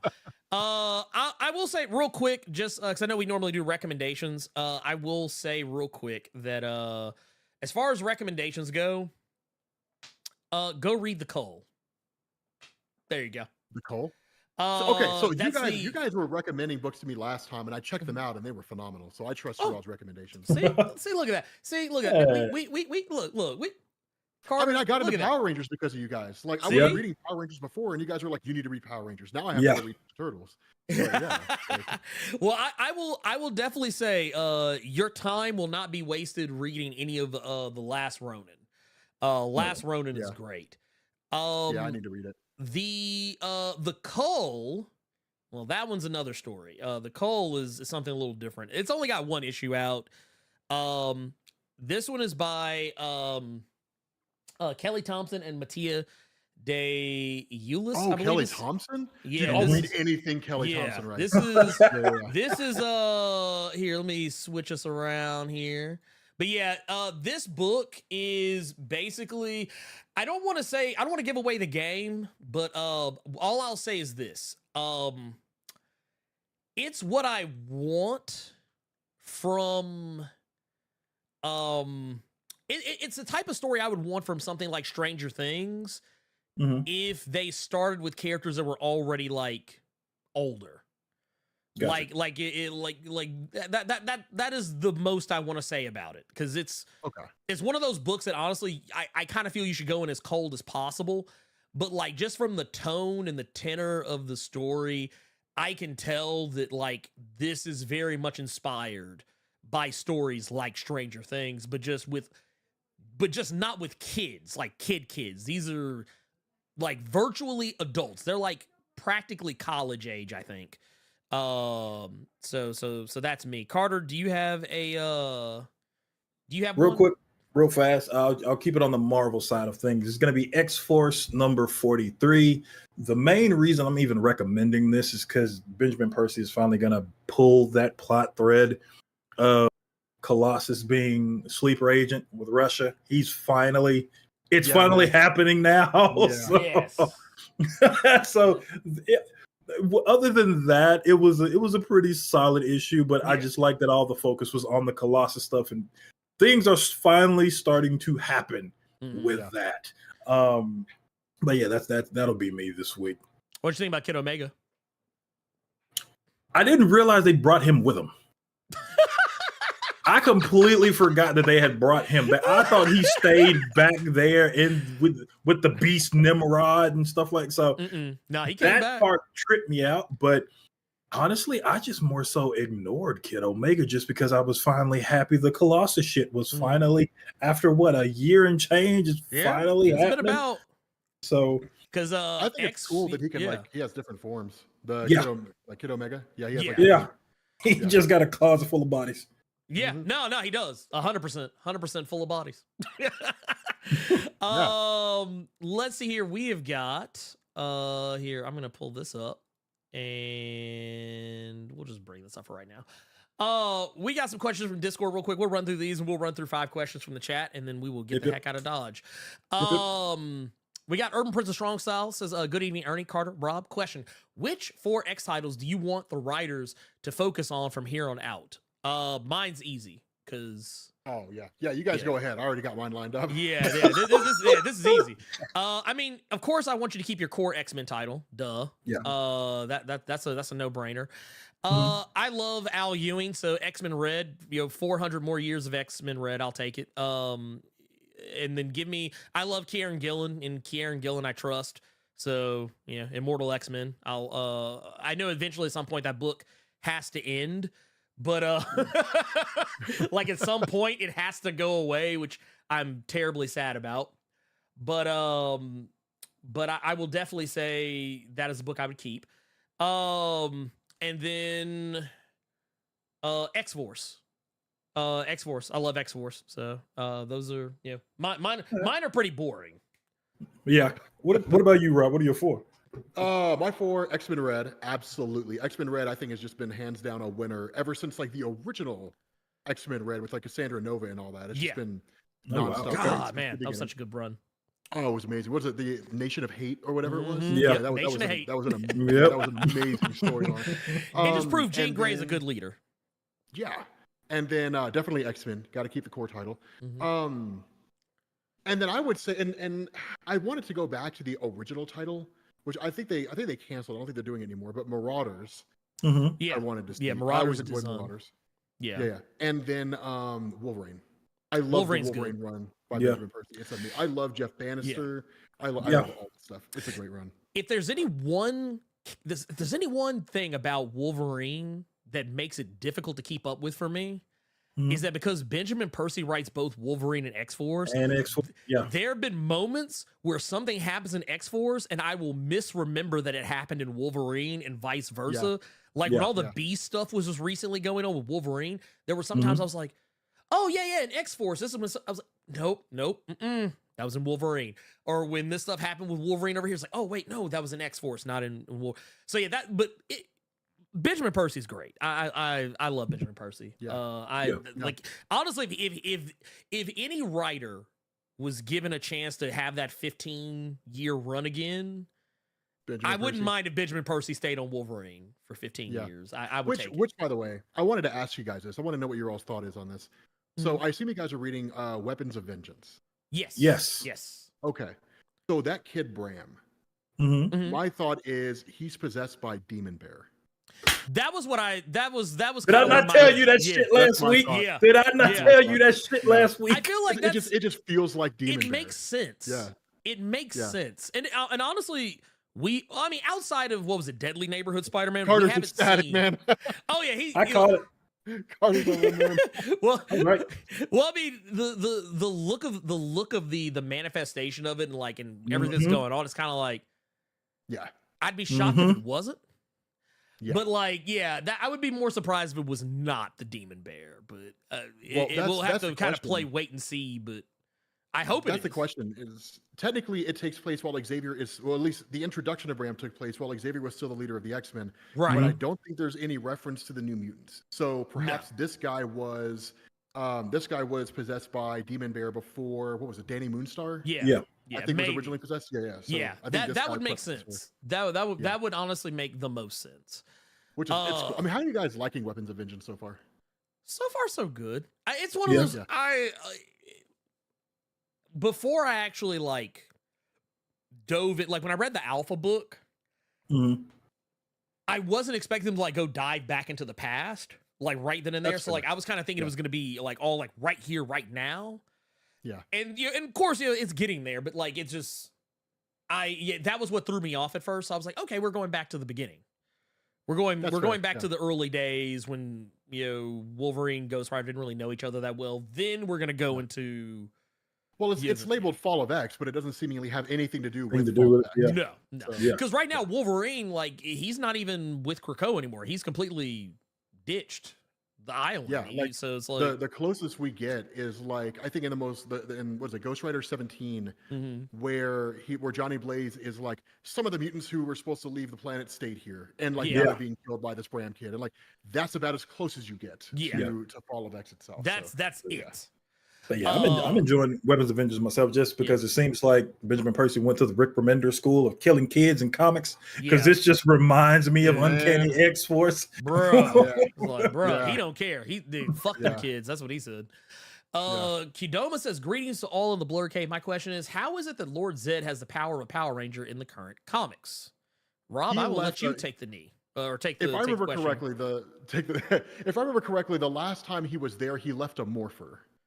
I'm not going to swear to that, but I'm pretty sure because that morpher was already there. He left it there, and then he went back and got it once he was captured by, I don't remember her name, but so it was already there. Not Nick Fury. Yeah, that's how she is. I forget Nick Fury, but she's basically they set her up as the Nick Fury / Amanda Waller of the Power Rangers universe, because you always got to have a handler. You always got to have a handler for some reason. Well, somebody take the heat whenever things pop off and the Fed wants to come crashing down on you. We got Trap God Thanos, one of my favorite screen names. That's an awesome name. What's good, Blerd and Carter? Since Ultimate Universe #1 comes out in November, something else we were supposed to talk about earlier, but I just kind of forgot about it. And it says, we'll set up new books, and what are you hoping / wanting from the new Ultimate Universe? I personally want to see more new characters and ideas like Miles instead of slightly different 616 variants.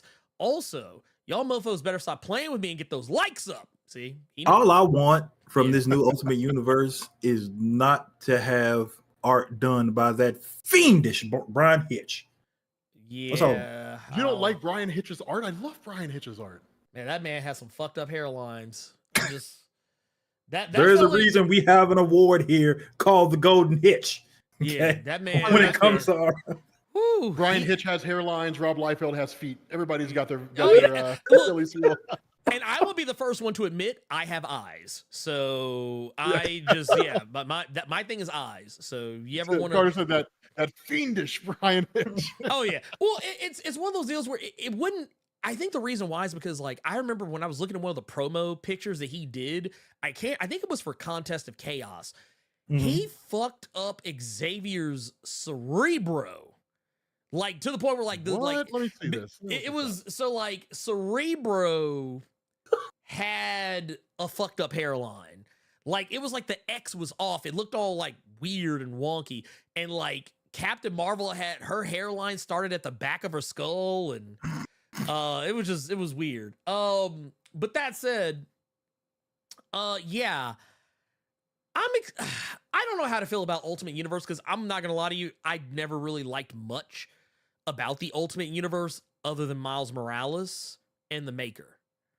I mean, it's a pick your poison universe. Yeah. Right? Yeah. So, I mean, like I know there are people out there where the only thing they read from Ultimate Universe was Ultimate Spider-Man. Yeah. And I know people who only ever read X-Men and for example, like Mark Miller's Fantastic Four is okay. Jonathan Hickman's is better. Right. So it really just depends on what it is that you like. The biggest problem that the Ultimate Universe had is between storylines like Divided We Stand, or what is it? Divided We Fall, United We Stand, because I think they named it backwards. Mm-hmm. Ultimatum, stuff like that. Cataclysm it was obvious that it had like a purpose in the beginning and then just lost its way. Yeah. And then it's just out there doing stuff. It was an idea that was probably half baked when they started it, and they just forgot to finish cooking the rest of the way. Yeah, like it's cold in the middle is the problem. And here's the thing. My thing is, I say this all the time. I feel like the Ultimate Universe aged like milk. I would agree with that. Going back and reading the Ultimate Marvel Comics universe is problematic. Isn't even a good word to describe some of the things that happen in that universe. It's just, I don't know. I don't know. Yeah, Spider-Man is the only comic line that successfully made it out at the end of Ultimate Universe intact and still good. Everything else is just kind of. You know what? Honestly, that is what I tell everyone. If you want to read something from the Ultimate Universe and you're worried that you're going to read some bullshit, just read Spider-Man. Spider-Man was consistently good from start to finish, and and honestly, I feel like while when that run initially started, I wasn't interested in it per se because like I was like I don't really want to relive Spider-Man again. I still fell in love with it because it was just that good. Like regardless of my feelings towards relaunching an entire universe for new readers, which I'm fine with for them, but it's like that's for y'all, not for me. But I still loved it. That's fair. Yeah. Big Boy 71 says, happy Saturday, Blerd Koa. Says, I've been watching quite a few comic collection library videos on YouTube this week, and that brings me to ask, Ernie, have you thought of doing a walkthrough video of your collection library and or office tour? I think all us Blerd Coens would love to see this. Y'all better quit playing with my emotions and get these likes up. Y'all, thank y'all for saying something about this. I would watch that video, Ernie. I would love to see your setup. You know what? Let me clean my room. Yeah, that's fair. I would absolutely watch that video. Well, and I say that because y'all see the parts of my room I want y'all to see. Yeah. What you don't see is how cluttered my desk is. You got a pile of dirty clothes in the corner. or no, not even dirty clothes, just random shit I don't know what to do with. Like just random shit. I'm just like, man, I don't. Oh fuck, put it over. Did you get that air hockey table out of there? Air hockey? I don't play air hockey in my room. I swear to God, when I was over there, I thought that was an air hockey table behind you. No, that was a board game table. It's still in my room, technically. I just took it apart and put it in my closet because since the pandemic, I don't really have people over as often anymore to play board games. Gotcha. But yeah, I mean, I've actually, I think someone, I can't remember if it was, Big Boy, I don't know if you were the one who's asked this before or somebody else suggested this before, but yes, it is something I am plotting doing. I would watch it, yeah, it's one of those, and honestly, I honestly don't even mind showing. I think I did this once before on Twitch. I think Carter, you were there for that one. I think I was. Where like I did a live stream where I just was editing a video. Oh yeah. Just kind of showing my, I guess, process of editing a video, which honestly to me I think is quite boring, but apparently people really enjoyed it. So I don't know. Oh no, so that's what I was trying, because I was still trying to figure out DaVinci Resolve. I went back to that video a shit amount of time. Yeah. Oh, and Big Boy also added PSS. I'd love if Rob and Carter did one as well. Yeah, I can do that. That's one like and you know, honestly, I feel like yeah, you know, because to me, honestly, I don't think my room is terribly interesting, but it probably would be to somebody else. So yeah, there's a lot of weird random shit in my room too. So I don't know if I'd be able to show y'all all that. You look at it every day, like every single day. Oh yeah. Whereas, yeah, somebody who's never seen it would probably love it. So it'll be like, oh man, that's really awesome, dude. Why do you have all this random shit on top of your comics, man? Look, don't mind your business. I don't need to explain myself to you. It's like, leave me alone. But no, JWR says, good morning, Blurkoa. Here's my question for y'all. Do you think we'll see Magneto come back during Fall of X? And if so, when? I would prefer it be at the end of Fall of X, personally. I don't want it to be anytime right now. If you're gonna, because typically when they do these things, they do them for like a year or so, give or take. At least that's what it feels like. Dawn of X was kind of roughly a year, Reign of X, roughly a year, Destiny of X, roughly a year. We get to Fall of X, here we are. It's probably going to run for roughly a year, and probably by the time we get, I'll tell you what, here's my prediction. What'll happen is if Magneto does not show up before the end of it, like by the end of it, I guarantee you he will very likely show up in whatever the next tier of the story is, if he doesn't show up there. It's the MCU of X, because Fall of X is going to, one of two things is going to happen. Fall of X is going to run, and it's going to end just in time for the X-Men announcement at San Diego Comic-Con from the MCU. Yeah. Or it's going to end, and the new X-Men series is going to launch in time for the X-Men announcement next year. Okay. I can almost guarantee you next year they will announce the X-Men at the Marvel Cinematic. Oh yeah, because I think, what was it, when they first mentioned it like a few years ago, they literally said it was like, it's going to be a ways off. And that lines up with the timeline that was, you know, kind of thrown out there. Yeah. So yeah, I would not, I would be surprised. I would be surprised. Like if they say, hey, guess what? Bam, X-Men trailer. Oh, whoa, wait a minute. I wasn't ready. Or at the very least, show me a poster, show me like some sketches. I mean, they're going to do like they did with the Fantastic Four. They're going to be like, coming on this date is going to be the X-Men. It'll just be like a shot of what the what the poster will look like.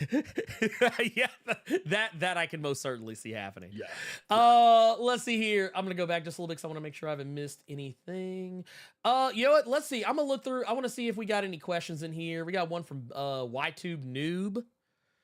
We'll run through these. We're gonna do 5 questions. This is kind of customary at this point, and then we will do the thing. Says, can we give a shout out to Comic Tropes?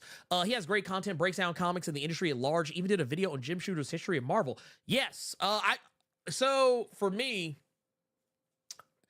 and I'm a terrible person because while I am a part of the comics community per se, I can't really deep dive into everybody's stuff. I am familiar with Comic Tropes, and that is about it. And it's largely because I am not. I have never heard of Comic Tropes. I say that because I feel terrible. Well, no, and the reason I say it because largely I try not to. I think I've talked to you about this before, Rob. Like I try not to I don't watch any of your videos until I'm already done talking about what I'm going to talk about. Because I don't ever want to take someone else's exactly. You don't want to jack somebody's ideas. Like even if it's unintentional, even if it's something where oh yeah, I'll watch, I'll just I've never done a video about Blackest Night, and I've watched Rob do a video about Blackest Night. I'm not gonna watch that. Why haven't you ever done Blackest Night? Because that shit is long. That's fair. That shit is.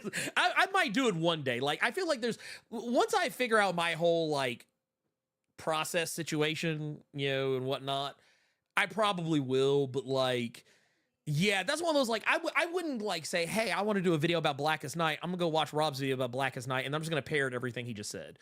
Or what I feel is actually what would make me feel even worse is if I watched one of Rob's videos on Blackest Night and then turn and say some months pass and I decide I'm gonna make a video about Blackest Night and then just not even thinking about it, just regurgitate something that you already said, even if it's not, malicious. It's just something that, I have this idea, but I forgot where it came from.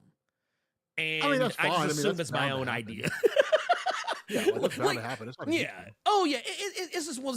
I'm so hyper paranoid about it though. I don't know.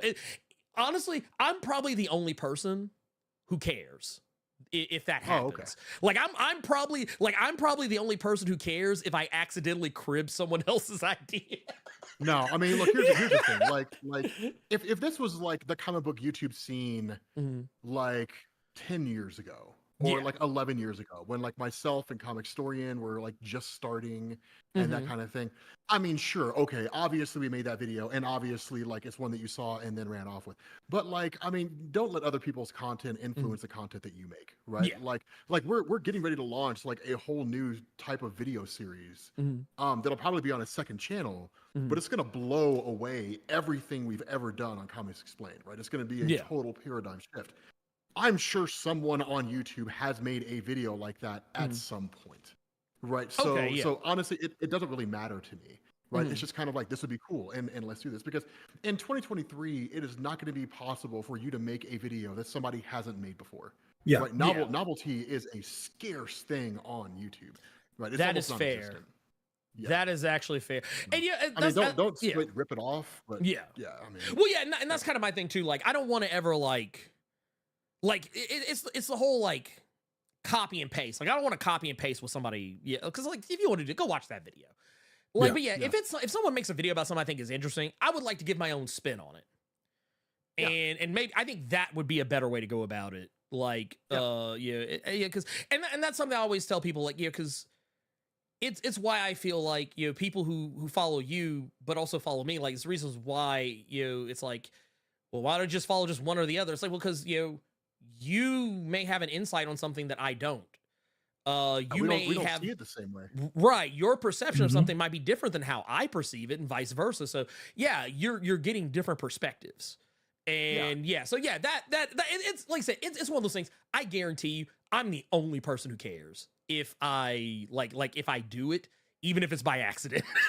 Yeah. I'm gonna be harder on myself than anyone in my comments. Yeah. Man, you stole that from Rob.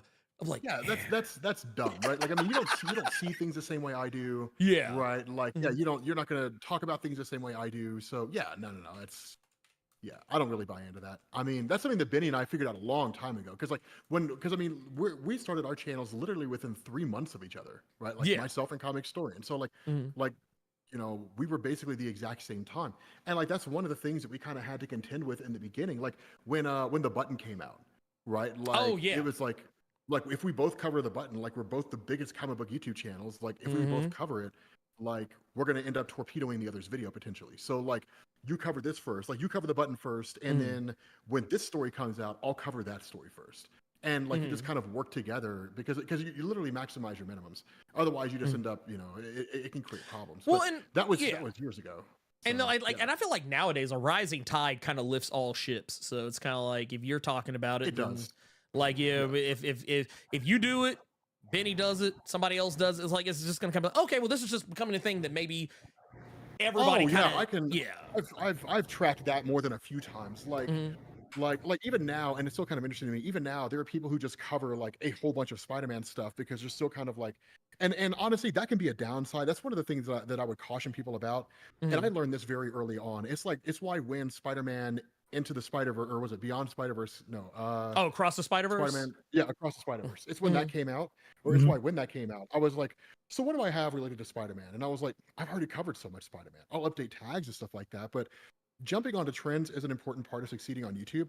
The problem that I see a lot of content creators doing, and their content suffering because of it, is because what they're doing is like they're jumping onto trends and then maximizing the trends. But the problem is that while they're covering all that Spider-Man stuff, I'm covering like Wolverine and Moon Knight and X-Men and everything they're not covering. Yeah, and so then once the Spider-Man popularity wears off, they come back and they cover Venom, and they come back and they cover Moon Knight, but they're getting minimal views, if any views at all, because it's already been done. So it's just kind of the nature of YouTube. Yeah, it's YouTube is it's 100-headed hydra of different things. Like, and there's some like, and honestly, I still am learning aspects of it, that the importance of this versus that, so on and so forth.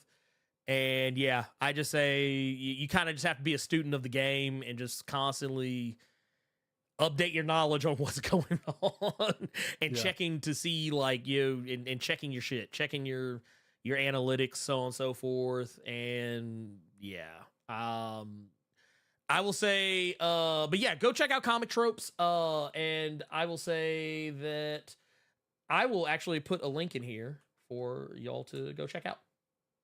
Yeah. So yeah, I put it in the chat, y'all. Y'all go check that out. And like I said, I don't watch, like, I'm just gonna be brutally honest, I don't watch all of their videos. I would actually be more generous to say that I don't really watch many of their videos, largely just because I don't, once again, crypto memory. But I am aware of their presence, and I like what I have seen of them. So I will definitely push you in that direction. The other has a question, says, I've been thinking about checking out some books and was wondering what are some good ones to grab. I'm also interested in ones focused on Vader, Maul, Starkiller, and Boba Fett. Oh, so we're talking about Star Wars. Starkiller. Good lord. Vader down, son. That crossover. All I'm surrounded by is fear and dead men. That is, oh my god. That is the definitive. Yes. Vader down is the definitive Darth. Here's what I'm gonna tell you, dude. Here's what I'm gonna tell you. Here, sit down, and Uncle Blerd, Uncle Rob, Uncle Carter are gonna tell you a little something. Gather around, everyone. Gather around. we gonna learn you. We gonna learn you on some Vader. First off, yes, Vader down is always yes. I'm gonna go ahead and tell you right now, if you read, okay, so here's the thing. If you read anything, Jason Aaron's Darth Vader run, fantastic. God, it's amazing. Fantastic. I'm also gonna direct you. Oh, let me pull this big heavy tome. Did a Darth Vader run. Yes, Gillen's Vader run, also phenomenal. I'm also gonna tell you, I've heard great things about Dr. Aphra. I've never read it, but I've heard it's amazing. Dr. Aphra is the unsung goat of Star Wars. I've heard that so many times. I've heard that Kieran Gillen and Cy Spurrier on this book. No way. I did not know that. Yes, Gillen. That's dope. Gillen and Spurrier. Gillen did the first half, and Gillen did the first half. Cy Spurrier did the back half, and they also kind of collaborated here and there. But like they basically, the sell for this book is: do you like characters like Indiana Jones? That's okay. So that's how Benny sold me on it. Yeah, we were talking about that, and he said it's Indiana Jones and Star Wars. Yes, and I was just like, yes, that's dope. And even better, not just Indiana Jones and Star Wars, but Indiana Jones, who is a more morally ambiguous character. Oh, that sounds so cool. Like if you took, so like how Han Solo was at the beginning of A New Hope. That is what Dr. Aphra is like, but as an Indiana Jones style character. She is a scoundrel, an archaeologist, a thief, and yeah, she's great. She is fantastic. Yeah. Dr. Aphra is honestly what made me realize that actually it was so Dr. Aphra spun off of Vader. And reading Vader made me realize, I was like, dude, this Dr. Aphra character is really interesting. And then she got her own book, and the rest just kind of went from there. Dude, I would say Princess Leia, man, if you're into Star Wars. And the only reason why I always suggest Princess Leia, one, because the story is really, really good. Mm-hmm. But if you were not a fan of Episode 8, when she just arbitrarily used the Force and that kind of thing, like those nonsensical plot devices, in the comic, they actually show that she is Force sensitive when she goes to Naboo, and she like senses the presence of Darth Maul when he was there, but like she rejects the Force. Yeah. And like just and that explains why it is that she never became Force sensitive. Yeah. Which I kind of figure was like the best way to handle that. But even the story in and of itself is just really, really cool because Princess Leia takes place in the aftermath of Episode 6. So like they're kind of going through and like cleaning up, setting up the New Republic and all that kind of stuff. Yeah, also, the comics are just amazing. There's also some one shots they've been doing lately that are like just kind of off the beaten path that have been really good too. That tell like there was one. I'm trying to remember what was it. Oh my god, it was a Return of the Jedi tie-in. It was called Star Wars Return of the Jedi: The Empire #1. Just a little one shot, and it was just a story about an Imperial officer who's working on the moon base on Endor before everything goes to shit for the Empire. And it was so good because it basically told the story of a guy who works for the Empire, but it's just a job. Like he's not like a yes, down with the rebel scum and down with the he was a dude who literally the Empire bought his family's company, and that's how because that's what a lot of people don't know. A lot of the people who work as Imperial officers aren't people who naturally came up through the academy. There's a lot of people who are officers and and dignitaries of the Empire that they're only there because like the Empire bought their organizations and companies, and that was kind of the payoff is that they just get to have a cushy job in the Empire. They just fill something out on Indeed or something. We bought your shit. Monster.com. We bought your shit. Come on over here, sit down, and you can go over and do that. Go over and do that. Yeah. And it was really interesting because you got to get the insight of a guy who's he's not like a villain. Like he's just a dude. And you kind of get to see like what that life is like for somebody. But yeah, Star Wars, I can tell you right now, Star Wars, please, if you do nothing, read Star Wars. Star Wars is honestly the one line of comics that will absolutely positively not play with your time. Like it will actually it'll take care of you. There's one segment, and I'm pretty sure it was from the Darth Vader comic, and I think they made like a short film out of it. But it's the one where he goes back to Naboo to see Amidala's like to see her, to see her. And like I want to say it's either like some guys from Naboo or like some rebels or something like that. But like they try to corner him, and like they attack him, and he just like literally he feels like all this rage and anger over like the death of Amidala, and he just like lets loose on these guys. Yeah. And it's just it's crazy. It's beautiful. But they made it it was amazing. It was beautiful. But yeah, they made a short film out of it and it was absolutely phenomenal. But it was crazy. If you do read the after you get done with the Jason Aaron and Gillen stuff with Vader, I highly advise read the Charles Soule Vader. Because that's the one where they actually show how Vader made his first lightsaber. Like his first lightsaber as Vader. No way. Dude, that is it's something I was plotting doing a video. I've been so lazy about shit, but It is really Well, good. if you don't do it, Ernie, I will. Well, So get on that shit. Get on that shit, man. Here's what we do. Here's what we do. So we'll do it, but what I'll do is I'm just like the whole time. Whenever you come up on my feed, I'm just la la la la la la. Like, I'm gonna go like actually no, because if you do it, it'll force me to go do it myself. Yeah, man. No, I'll just be do like, it now. I can't watch it. I was like, I can't watch it till I do mine first, and then I'm. Yeah. Yeah, man. Yeah, if you don't do that shit, I will, man. Oh like, yeah, no, 100%, 100%. Idea to pass up. Yeah.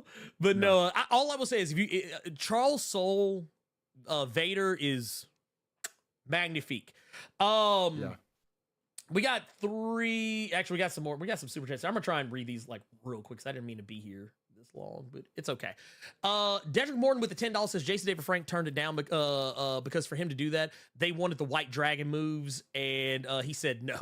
Oh. Well, Okay. He didn't want to give them Sias. He didn't want to give them up. That's okay. That's okay. We got 20 from Gills Mo says, so I kind of want a book written by Ernie, read by Rob, and narrated by Carter as a podcast. Okay. That'd be kind of amazing, actually. That would actually be that would be a smooth idea. I would you know what? We might be able to come up with something. That's fine.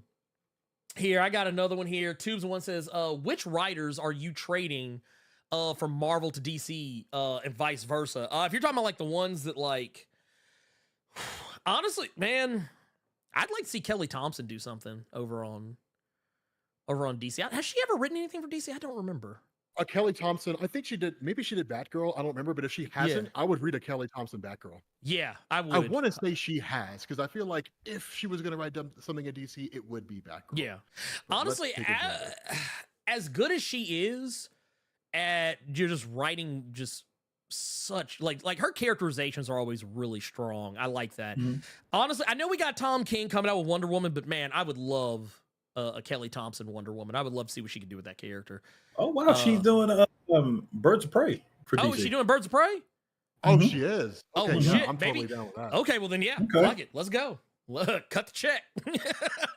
Oh, it's like, oh, Elite X1 says like what T.I. said he didn't listen to other rappers.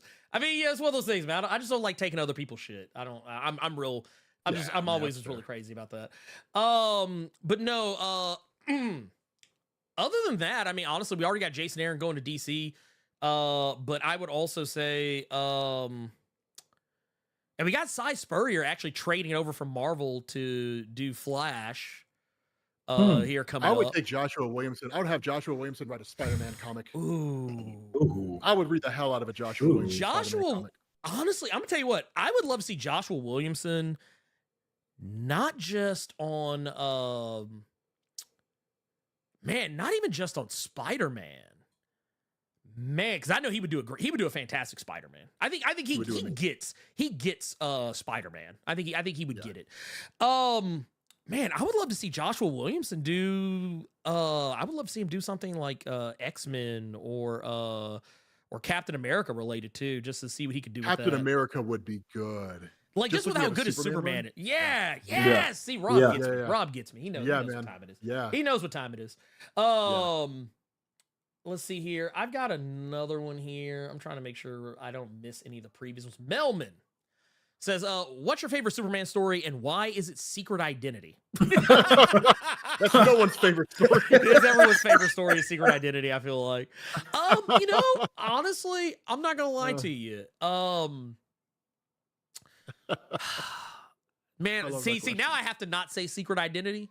Now I have to not say Secret Identity. No, I'm not gonna lie. There is a Superman run that I'll tell you what. Here's a Superman run that actually got me back on Superman.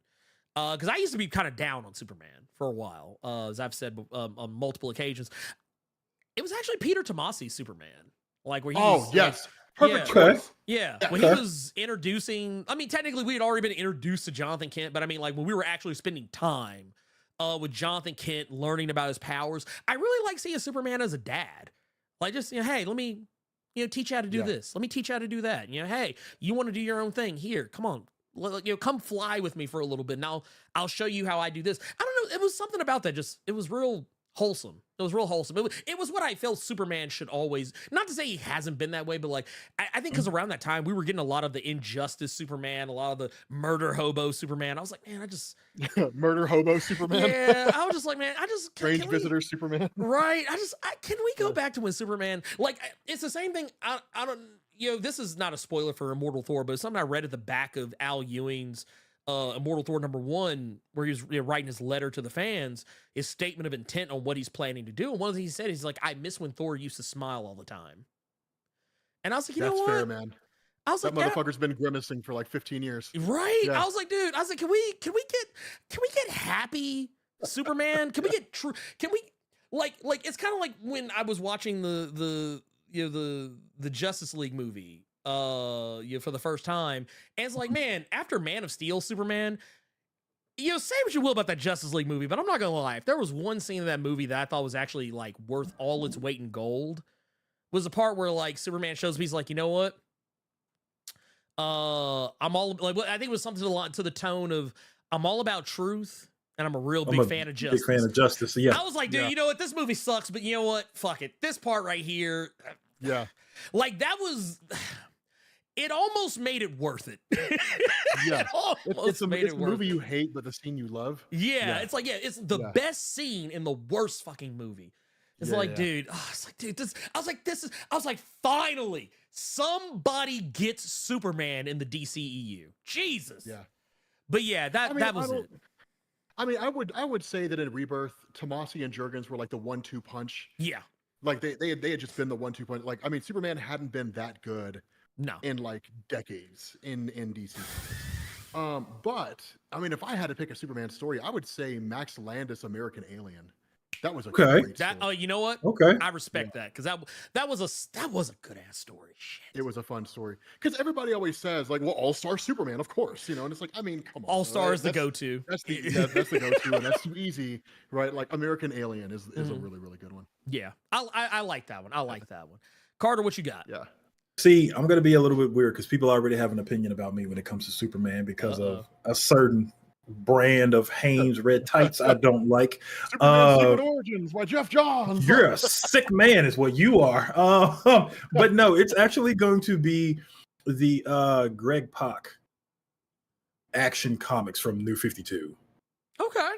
Really? It was Greg Pak, Aaron Cooter on art. He was getting his power had gotten like severely weakened, so he was still Superman, but he was more so just, he went back to the t-shirt and jeans and was just a man of the people. I remember that. That was really, really cool. I like the best looking Superman, like the biker Superman. Yeah. Yeah. I love that look. Yeah. Just a fade t-shirt, jeans, and with just he was an everyman. That was the story where Lois Lane outed his identity, wasn't it? Yeah. Mm-hmm. Mm-hmm. Mm-hmm. Yeah. Well, it was if it worked for Connor Kent, you know what I'm saying? Yeah. Like, t-shirt, jeans. The Metropolis Kid. Yeah. It's like, dude, that should work. Dude, that shit slaps. That shit slaps. And I think we got one last regular question. The rest of these will be super chats, and then we will get the fuck out of Dodge. Awesome. This is one, I think we answered one from the other already, so I'm gonna skip that one. And we answered one from Tubes. We need to do one from Jerome. We'll do one from Jerome. Yeah, we do. There we go. So it says, is the Chronicler working alone, or is he working with Orcus? And does he have the potential? Does he have a potential, or is he a potential power player to keep an eye on? So here's the deal: the Chronicler is not working on his own. The Chronicler is being held hostage by Colossus's brother, Mikhail Rasputin. Yeah. Everything that the Chronicler is making Colossus do, with the exception of maybe one or two things, all of it is what Mikhail Rasputin told him to make Colossus do. Yeah. And Rasputin's been doing that kind of thing since the lives and deaths and deaths of Wolverine. Yeah. Yep. They have literally been running Colossus through the ringer. The only things that the Chroniclers made Colossus do that Mikhail didn't is some of the moments where he tried to like put hints and feelers out that, something was wrong. And when Mikhail found out, I don't know if y'all noticed, he don't do that shit no more. Yeah. I think there was one particular data page where like there's blood on it, and everything that the chronicler had written out was scratched out, and then and then a new thing was written in its place where he tried to warn somebody of what was going on with Colossus. So yeah, here's the thing. Orcus, for all the people they're working with, Mikhail Rasputin is not one of them. Yeah. And neither is the chronicler, for that matter. Mikhail Rasputin was just as surprised as everyone else as what happened at the Hellfire Gala. Yeah. He was like, oh. Well, I mean, his reaction was hilarious in X-Force. Yeah. It's like, he was just like, huh. Yeah. It's like, oh, so so we were on the same page here. Okay, cool. Yeah. And then the rest of these are going to be super chats. Let's see here. Let me pull up the wait. Actually, no, get rid of that. I swear to God, I'm good at multitasking. Legion. It says Comics Explained and Blerd, two of my favorite comics channels. Hey, yes. We will take it. You chose, you know what? I will say you chose correct. You chose correctly. I like it. You got another one. You got another one from Legion, another $4.99, another Little Caesars Hot and Ready saying, Comics Explained, are you excited to see Freddie Prinze Jr. in season 2 of Invincible? I didn't know he was going to be in it. I did not either. I was also unaware up until, oh, wait. Who is he going to play? That's what I'm trying to figure out. Yeah, I'm sitting here right now. I'm like, wait a minute, hold up, wait a minute, hold the phone, sir, hold the phone. I think Kingstrom Levy is going to be like the main bad guy in this season of Invincible. Yeah, he is. So I assume we're getting the Invincible War. Yeah. Oh, you know what? Yeah. Maybe he plays an alternate version of Mark. I don't know. Maybe. Because the Invincible War was dope. Dude, I didn't think they'd be able to do that. That'd be sick if they did that for season 2. If they do, Invincible War was awesome. Yeah, because I'm looking at. I don't know. I have no idea. I like I said, I have not seen that news. Yeah. But if it is happening, I am down for it. Personally, I am holding out hope for Freddie Prinze Jr. to make a cameo, like in a flashback or something, on Ahsoka. That's what I read Freddie Prinze Jr. I was like, wait, is this about Ahsoka? And then I saw Invincible and I got confused. I still have not. I actually need to watch it today. I do too. I still haven't seen both episodes of Ahsoka. Oh, it's so good. It's so good. I've heard it's great. I've seen people complain about the pacing and like of the dialogue in it. I don't have a problem with it. I don't care. I love everything I'm seeing. This is everything I wanted from this is the season 5 of Star Wars Rebels I never got. So I'm here for it. I'm here for it. Just keep putting. Honestly, I wish they would have put them all out at once so I could just have binged all of it. But you know, I'll take what I can get. That said, that is it. And yeah. Oh my God. Yeah, that is the show, y'all. That is the show. That is a 4-hour show or some shit. Almost. We usually try to we try to keep it under. Honestly, we try and keep it under 4. I was gonna say, don't you lie. don't say 3. Well, I was gonna say we try to keep it under 3 usually, but yeah, this one, which honestly I didn't care because I was like, you know what, fuck it, I'm having fun. I don't give a shit. Yeah. But no, Rob, thank you so much for coming and hanging out with us. And like I said, we'll talk and see if we can coordinate better, to have you come back more regularly. And hell, yeah, I'm not gonna sit here and pretend like I'm just such a busy person. And if y'all, if y'all, want to see us collab more often, see us do stuff more often, whatever, tell us, damn it, say something. Don't, yeah, man, don't leave us in suspenders. Yeah, don't keep it to yourself. Yeah, tell somebody. Specifically us. Yeah, man. But this was fun. Yeah, this was really, really fun episode. Yeah, thanks for having me. Dude, yeah. Like I said, you are always welcome here. And then I guess Carter, do you have anything? I would plug you, Rob, but I feel like everyone knows who you are already. But I mean, I'm just here to shoot the shit, man. I don't know. I'm a business arrangement. Yeah. The only thing I got right now is I gotta hit up Rob to get his PSN name, and Oh yeah. I need to get yours too. I finally now that I have some time to myself, I can finally mail you your War of the Realms omnibus.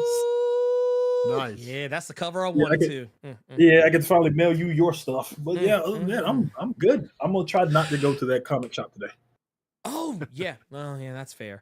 If you do and you see that, well, no, you know what? Keep that Something's Killing the Children. I don't need it. I'm gonna be. Oh god, that story's so good. I just got it yesterday.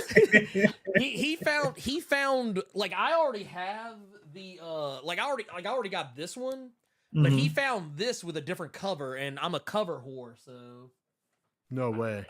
He found one with like you said. What did it look like? It had like the black mask with the white teeth and the entire case of it. It was a case for it. It was all black with like red teeth all around the thing. It was really dope. Oh man, God, that sounds cool. Yeah.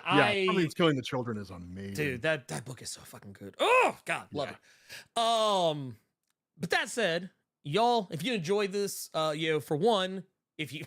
For whatever reason, if you're living under a rock or something and you have no idea who Comics Explained is, please go, just go, go do that. And also, check out his second channel because that channel is still popping off over there. Was it Geek Culture Explained? Oh, dude, I haven't uploaded that channel for a while. We're actually gonna rebrand it, I think. Oh man, that's sad. I was enjoying it. No. It's terrible. Terrible. Oh, you know what? Hey, look. I tell you what. It maybe if y'all go check it out, actually like you. Wait. You know what you do, Rob? I'm gonna pass these savings on to you. You know what I've discovered has worked really well for me is when I just drop random plugs for the channel in the middle of the video when no one expects it. Yeah. So you know what? I pass the savings on to you, and yeah, y'all go check that out because if y'all go watch these videos, y'all go like and subscribe and share. This might encourage Rob to not get rid of it. He might keep doing it and keep doing the Lord's work. But y'all didn't hear that from me. All I'm saying is go check out Comics Explained. And of course, you are here, so you know where to find me. I'm not going anywhere. Yeah, man.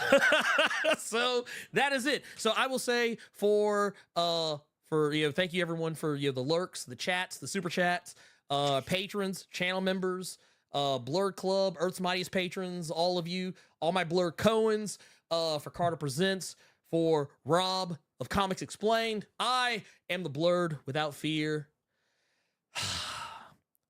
And Brian Hitch. Oh, God. Your hairlines can go to hell.